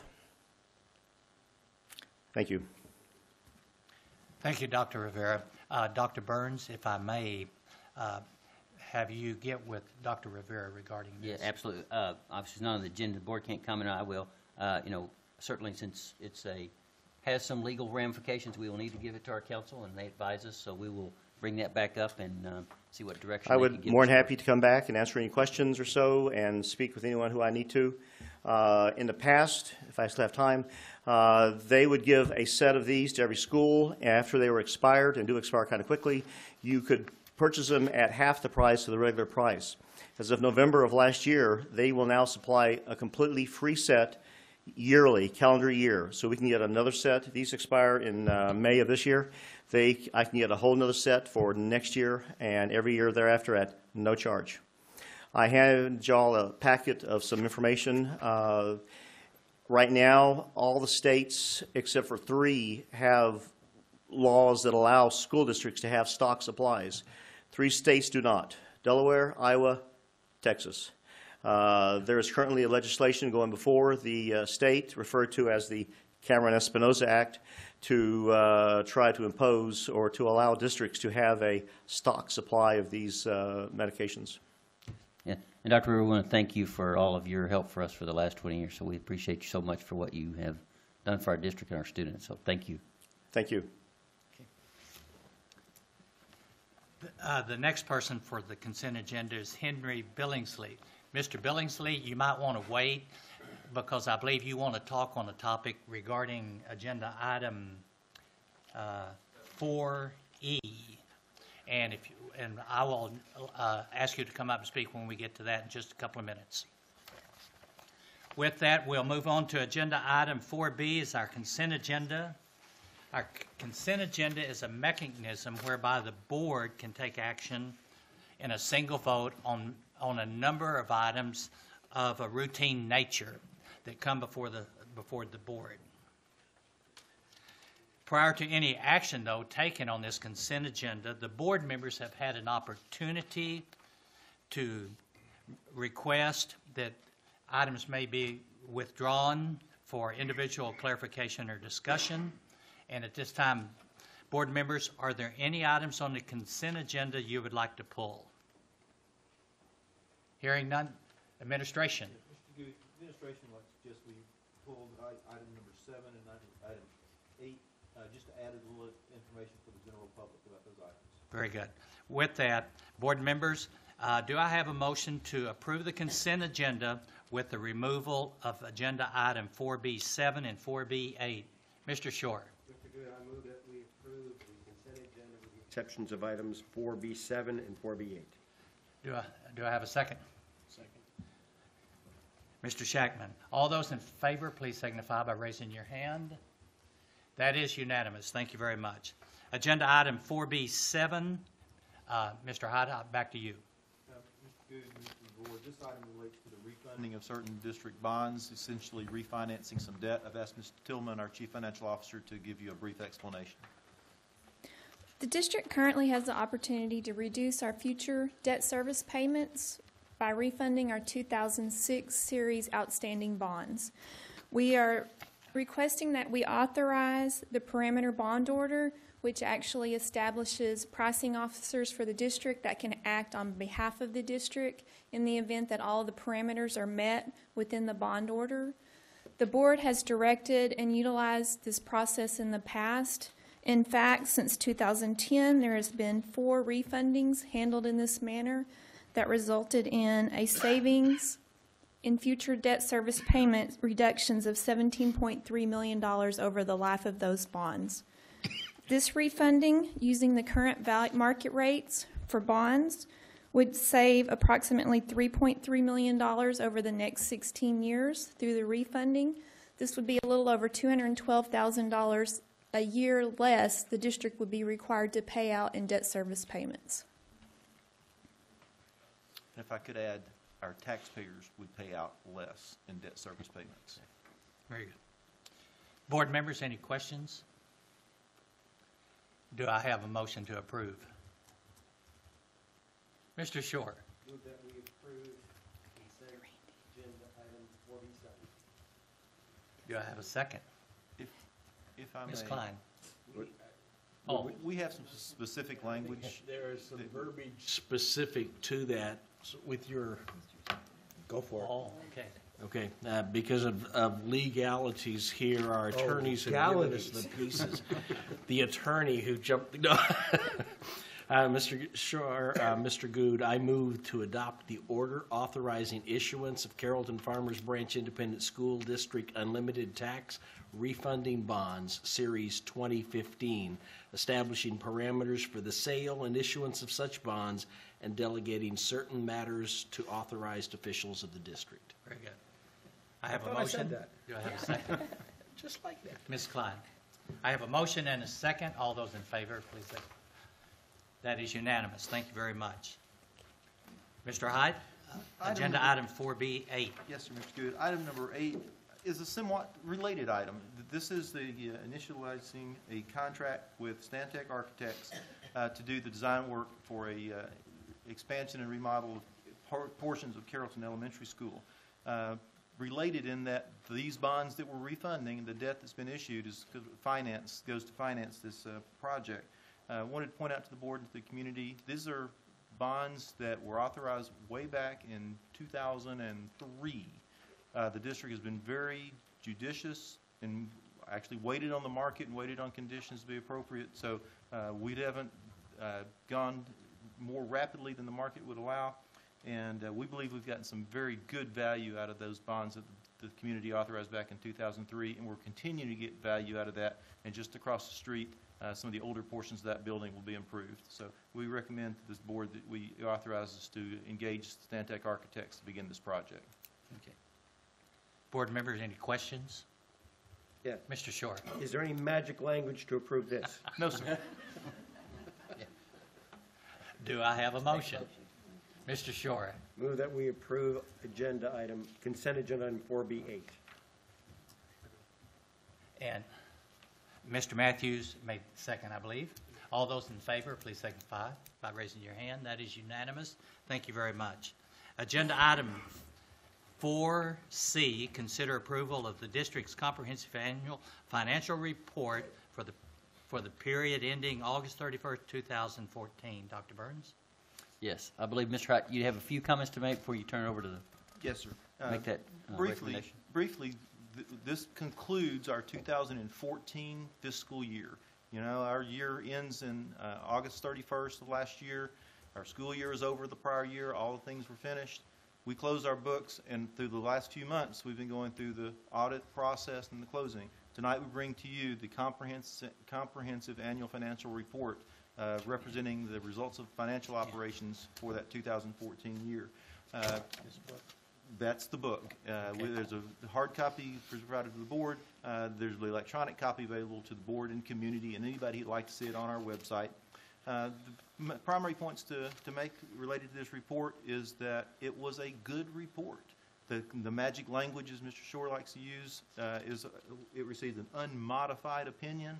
What an unmodified opinion means is that the auditors said they didn't find anything that they thought was too wrong with how we presented our financial statements, And essentially, they present fairly the results of our operations. They tell the story of our finances.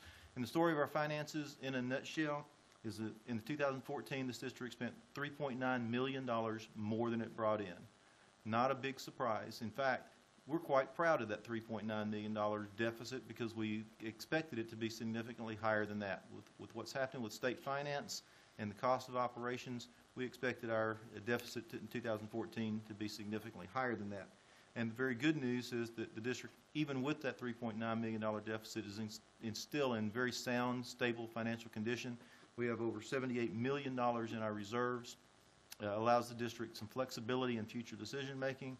And as we've discussed with the audit committee before this meeting, that doesn't mean the future is any easier. It just means we're starting from a very stable point. And now the board has very difficult decisions to make about how it spends its money in the future. We have presented this information to the audit committee, and we request the audit committee to consider this. Board members, any questions? Yes, sir, Mr. Short. The audit committee had the opportunity to meet with the auditors earlier this evening, okay?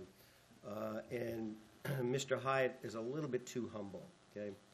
Earlier this evening, we got to observe some of the excellence of the instructors that serve on the front lines of what we do.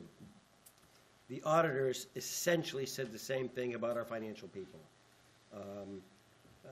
We used to use the term an unqualified opinion, but because the auditors want to figure out a way to make more money, they change it to unmodified to confuse people, and so we received an unmodified opinion, which is the highest rating that can be achieved.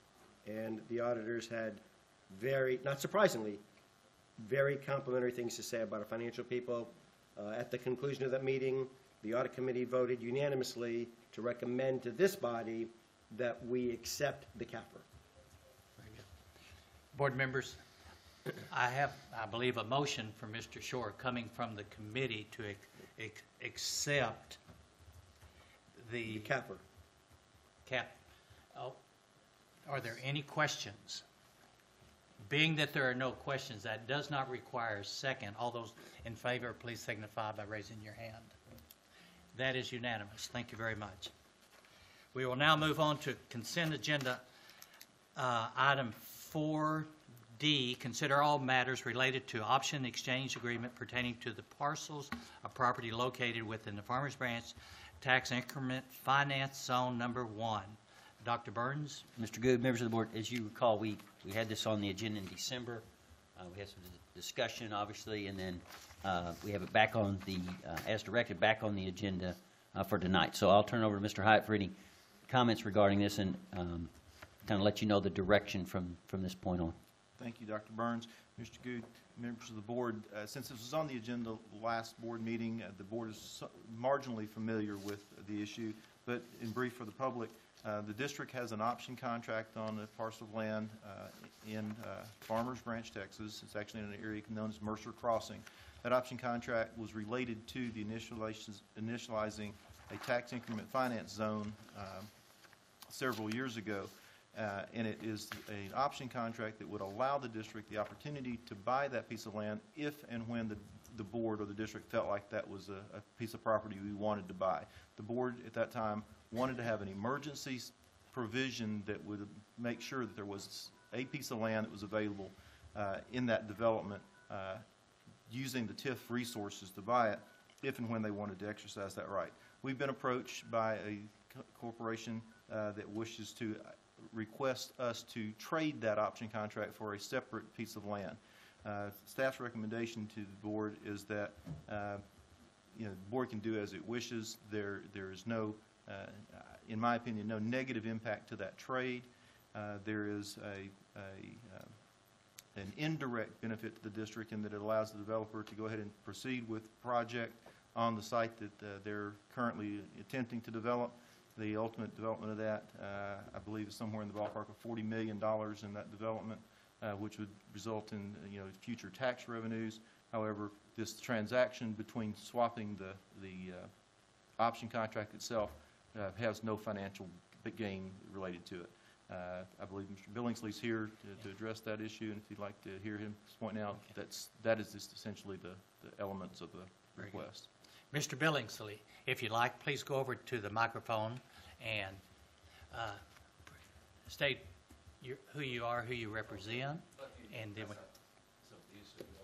okay. Okay, we'll get them.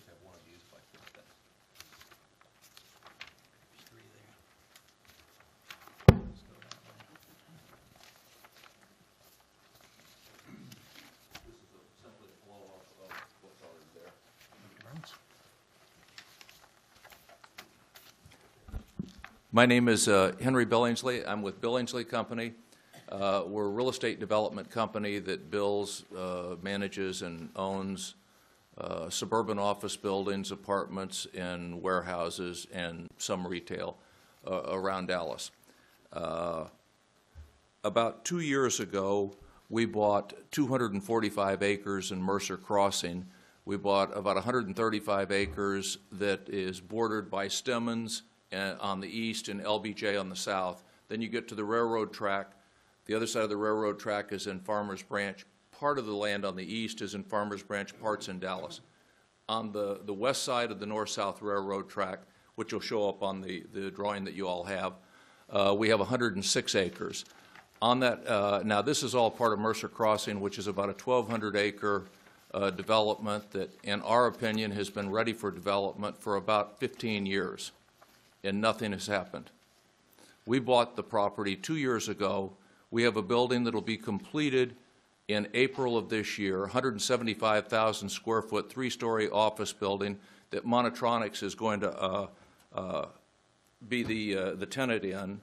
That should throw off tax to the Carrollton-Farmers branch ISD of $430,000 a year.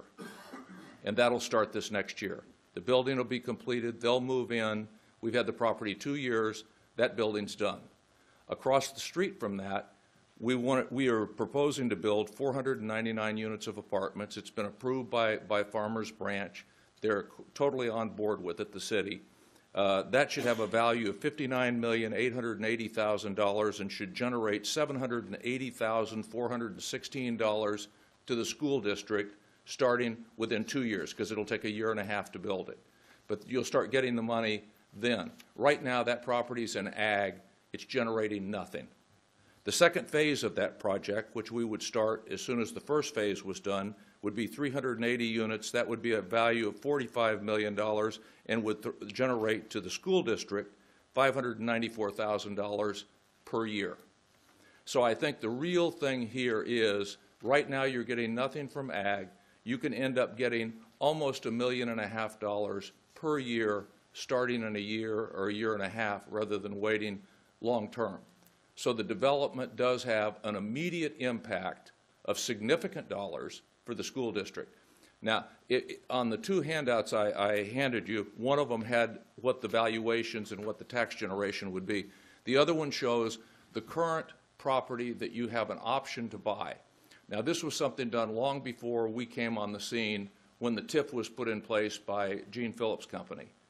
Your option is to buy a tract of land at fair market value, and it goes for another 3 years, the same length as the TIF. At fair market, you can buy my house at fair market. This isn't an option to buy it substantially below or at yesterday's price. This is an option to buy at fair market. The tract of land is 12 acres. The future of Sinlac Road will go through that property, giving you an unusable piece on the west, and then the rest could be usable. That's shown on the diagram that you all have. So you'll have an unusable part. There is also a high-pressure gas line that goes through this tract that I am sure no one would want to build a school on with a high-pressure gas line going through. You can't even build on top of them. You can't park on top of them. You can't pave on top of it. But you don't even want to be near it because it's a high-pressure gas line. If it blew up, it would kill everybody in a large area. We're proposing to take that tract and trade you your option on another tract that's about 200 yards away. It does not have, it is not close to the high-pressure gas line at all. It does not have a road dissecting it, but would have a road on the top of it, adjacent to it, but not going through it. So we think that it is a superior piece of land in the same immediate neighborhood with the same option for the same period of time. And if you do that, then you get the benefit of we will develop the other track and it will start generating funds for the school district. Now, as I understand it, on the TIF, 35% of the money that would normally come to you all in school taxes goes into the TIF, but 65% goes to you people right now. So this would start generating real dollars, significant dollars for the school district as soon as these buildings are up. And we're ready to go ahead and start. We've already got the office building done, which is adjacent to the property we're talking about, and this would be next to it. So I think you get a superior piece of land and get tax generation off of that tract of land starting immediately. And I think as an aside to the whole thing, if you look at the Mercer Crossing area with PD 88 zoning, it is going to be all basically office buildings, warehouses, and one-bedroom apartments. There are going to be no students there. So, I mean, if you were going to build a new school, you would be far better off to build it, in my opinion, closer to where students live, so they're close to where they're going to school. And you could probably buy property in a normal residential area for $2.50 to $3 a foot, because as a school, you can build on any property. You don't have to have a special zoning. Cities allow schools any place. The zoning that we have, PD 88, if you were going to buy the property at fair market with the ability to do multifamily on it, would probably be $10 to $12 a foot. So as a practical matter, if you're going to build a school, it'll probably be closer to where the students are. It will probably cost you $2 to $3 a foot instead of $10 to $12 a foot. And if you wanted to build one in this area, we're giving you, I think, a safer piece of property in the same immediate area without the high-pressure gas line. I'm happy to answer any questions that any of you might have. Okay. Board members, questions at this time? Mr. Short. Yes, sir. Mr. Billingsley, thank you for the information. Yeah. And I'm going to try and lock you into something, so at least I'm letting you know that in the beginning. If the taxing authority appraises the buildings that you build at amounts higher than you're telling us they'd be worth, would you agree that you would not ask the taxing authority to value the property at anything less than what you've told us tonight they'd be worth? The numbers that I've given you here are cost numbers. And so I'm assuming that they'll be valued initially at our cost numbers. But we own probably 5 million square feet of office space in town and 8 or 10 million square feet of industrial space and 5,000 units of apartments. And I'll tell you, every year I'm down at the tax appraisal district fighting valuations. And now, I don't blame you. Sometimes I win and sometimes I lose. On my own personal house, I'm 0 for 12. I mean, I don't know why I keep going back. But we go down and talk with them on value, not on all the properties, but I'd say every year I go down on probably about 25–30% of our properties. I agree with you. Louis Brandeis, I think, is quoted as saying that everybody has a constitutional right to pay as small amount of taxes as possible. Yeah. But the reason I posed my question to you is because one of the reasons you're suggesting we do this is the amount of money that may be generated in taxes. Yes. And that's resonating to some extent with me. Yeah. But I'm concerned that after we take whatever action we take, whatever it is, that a year from now, somebody could be before the Greater Dallas Appraisal District and saying, the property is not worth $49 million, it's worth 49 cents. Oh. And I'm picking an extreme number, obviously. I can assure you that I think this number on the units that we're going to build in Phase 1, 499 units, 59,800,000, you know, that's cost, so I'll bet that will be in that neighborhood. I can assure you I won't be down there asking for less than 55 million, you know. So if you get a valuation of 55 million, you'll still get $780,000 or 750,000. Well, and that's better than ag, okay. which is a ham sandwich. Yep. And all I'm asking is that you wouldn't ask for a value that's lower than you're representing to us tonight. That's fine, that's fine. On the year of completion or whenever, if it's this year or next year, I'll even do it the 2 years, because it'll take us a year and a half to build it. The first year, they're not going to have a valuation this high. This is the value at completion, but at completion that year, we won't ask for less than that number. Okay. Thank you. Okay, any other questions? Board members, any other questions? Mr. Billingsley, thank you for your presentation. Thank you. Board members, this is an action item. And as stated, this is to discuss and consider all matters related to the correction. I'm reading off the bottom of the wrong page. Consider all matters related to option exchange agreement pertaining to the parcel of property located within the Farmers Branch Tax Increment Finance Zone Number 1. What is your pleasure? Oh, good point. If you prefer, we do have the option that this could go to closed session. Would you prefer, rather than taking action at this time, go to closed session and to discuss this item? Relative to real estate, I think it makes sense for us to meet in closed session. It may not take a long time, but that seems to be a prudent course of action for us to review all options. Okay, if that's the case, then we will defer this to closed session. We do have one other matter to discuss, an action item we need to take care of, and then we will go into closed session. And that is agenda item 4E, which is discuss and consider all matters related to intra-district transfers. Mr. Short. I think it's important for Mr. Billingsley to understand, we cannot take any action in closed session. We can discuss things, but any action we take will occur right out here in this motion. Okay, very good. I appreciate you clarified that to Mr. Billingsley.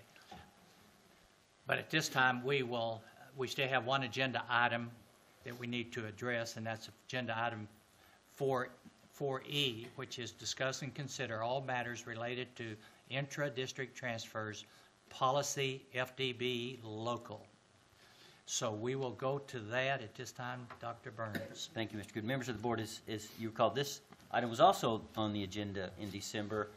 We had some good discussion about it and gathered some information about it and took the direction that we really wanted to explore this as the board's will, what was their intent with this. And so we have asked council to review this to give you the most pertinent, most relevant information regarding all of the aspects of this policy. And you can also do that consultation with our attorney in closed session as well before you have to take any action, or no action in this case, but giving us direction for future meetings regarding this policy. So if you'd like to discuss now, but we do have that listed under closed, and we do have our attorney here to provide you all the information you need to be aware of in order to kind of give us direction and to look at that policy. Board members, is there any discussion at this time, or do you prefer to take this into closed session also?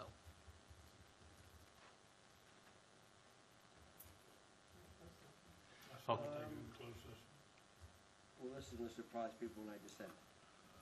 I think with if the lawyer is just going to tell us policy matters,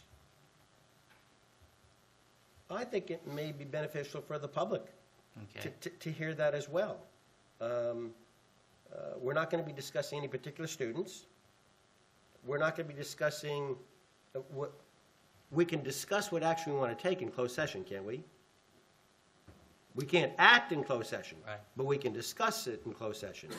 Correct. You can't determine by individual what action you might take. Okay, well, I'm not trying to unduly lengthen the evening, but I'm struggling to know why what the lawyer's going to tell us when we're not talking about a particular lawsuit, it's just general policy, why we wouldn't want the world to hear it. Yeah. Well, I think I can say this since we'll be speaking to an attorney down the end, because that's what the attorney wanted us to do. So what? So they're here. Alex is here. We tend to follow our counsel's advice when they tell us things. They tell us things. We like to follow their advice. They seem to. Maybe he's got a reason it should be in closed session. Yeah, so we'll let Alex address that question from Mr. Shore regarding whether or not it would be prudent to go into closed session. Yes, sir. I mean, the rationale for closed session is because I'm legal counsel for the board, and I'm providing the board with legal counsel, so that would need to be done in closed session. But we're not talking about any lawsuit. No, I understand that, but because it's just legal counsel generally. You're just going to tell us what the law is. I am, but I'm providing legal counsel to the board, so this would otherwise be attorney-client communications. So you're suggesting it's a privy issue? Yes, sir.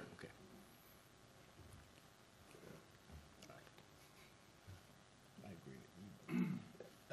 You know, we could debate whether it's privileged information or not, okay? Because I think you're just going to spout the law at us. That's what I think you're going to tell us.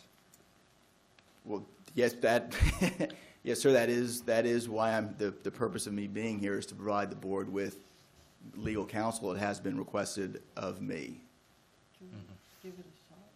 And that would be privileged communication to the board. Board members, if you have no disagreement other than Mr. Shore, why don't we hold this for closed session also, and we'll discuss both of these in closed session, if that's acceptable. I don't see a majority that's opposed to that. If that's the case, we will now adjourn this meeting and go into. You want to do 5, or you want to defer 5, agenda item 5 2 for afterwards? Yeah, let's do it afterwards. We will adjourn and go into closed session at this time at 9:14 p.m. Ladies and gentlemen.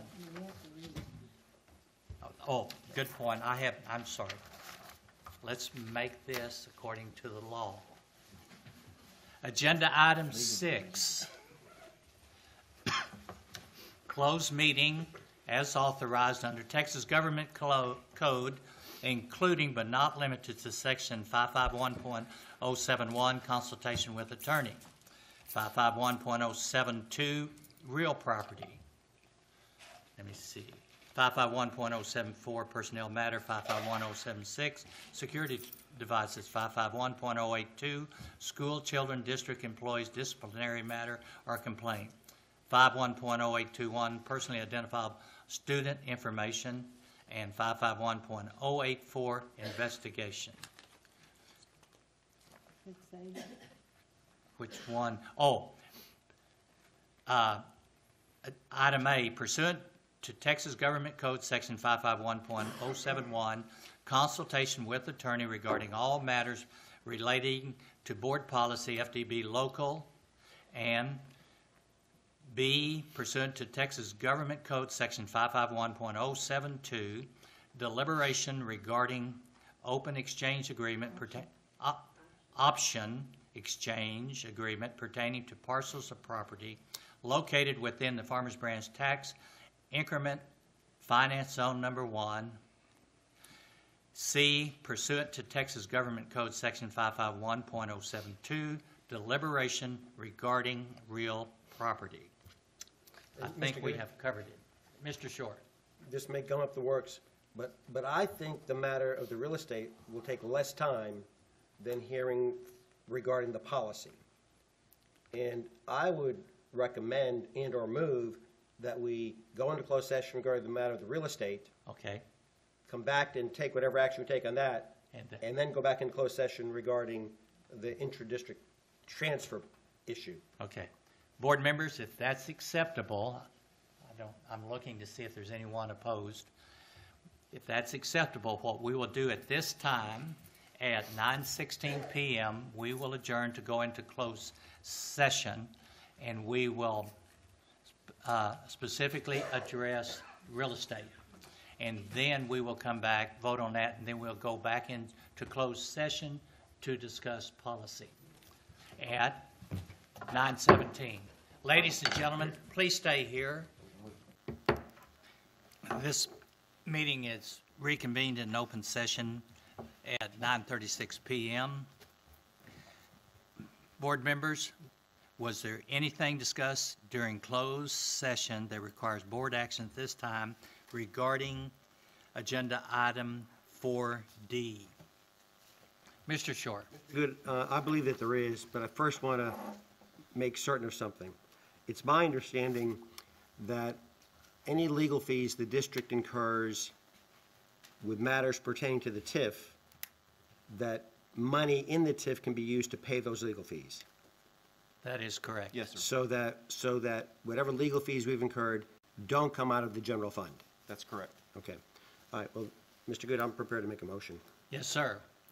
Mr. Good, I move that we approve the request that the option that we currently have on approximately 12 acres in the Mercer Crossing area that currently exists, that's the option that currently exists, that we agree with the landholder to swap that option and remove it from the land it's currently covering and move it to the 9 acres plus or minus as reflected on deed sketch exhibit that was presented to us by Mr. Billingsley earlier this evening. And while that's my motion, I also want to be on record that I'm making that motion in part based upon the representations that were made earlier this evening by Mr. Billingsley. Very good. I have a motion and a second by Mr. Matthews. All those in favor, please signify by raising your hand. 1, 2. That is unanimous. Thank you very much. Now, board members, our next item is back to closed session again to discuss agenda item 4E.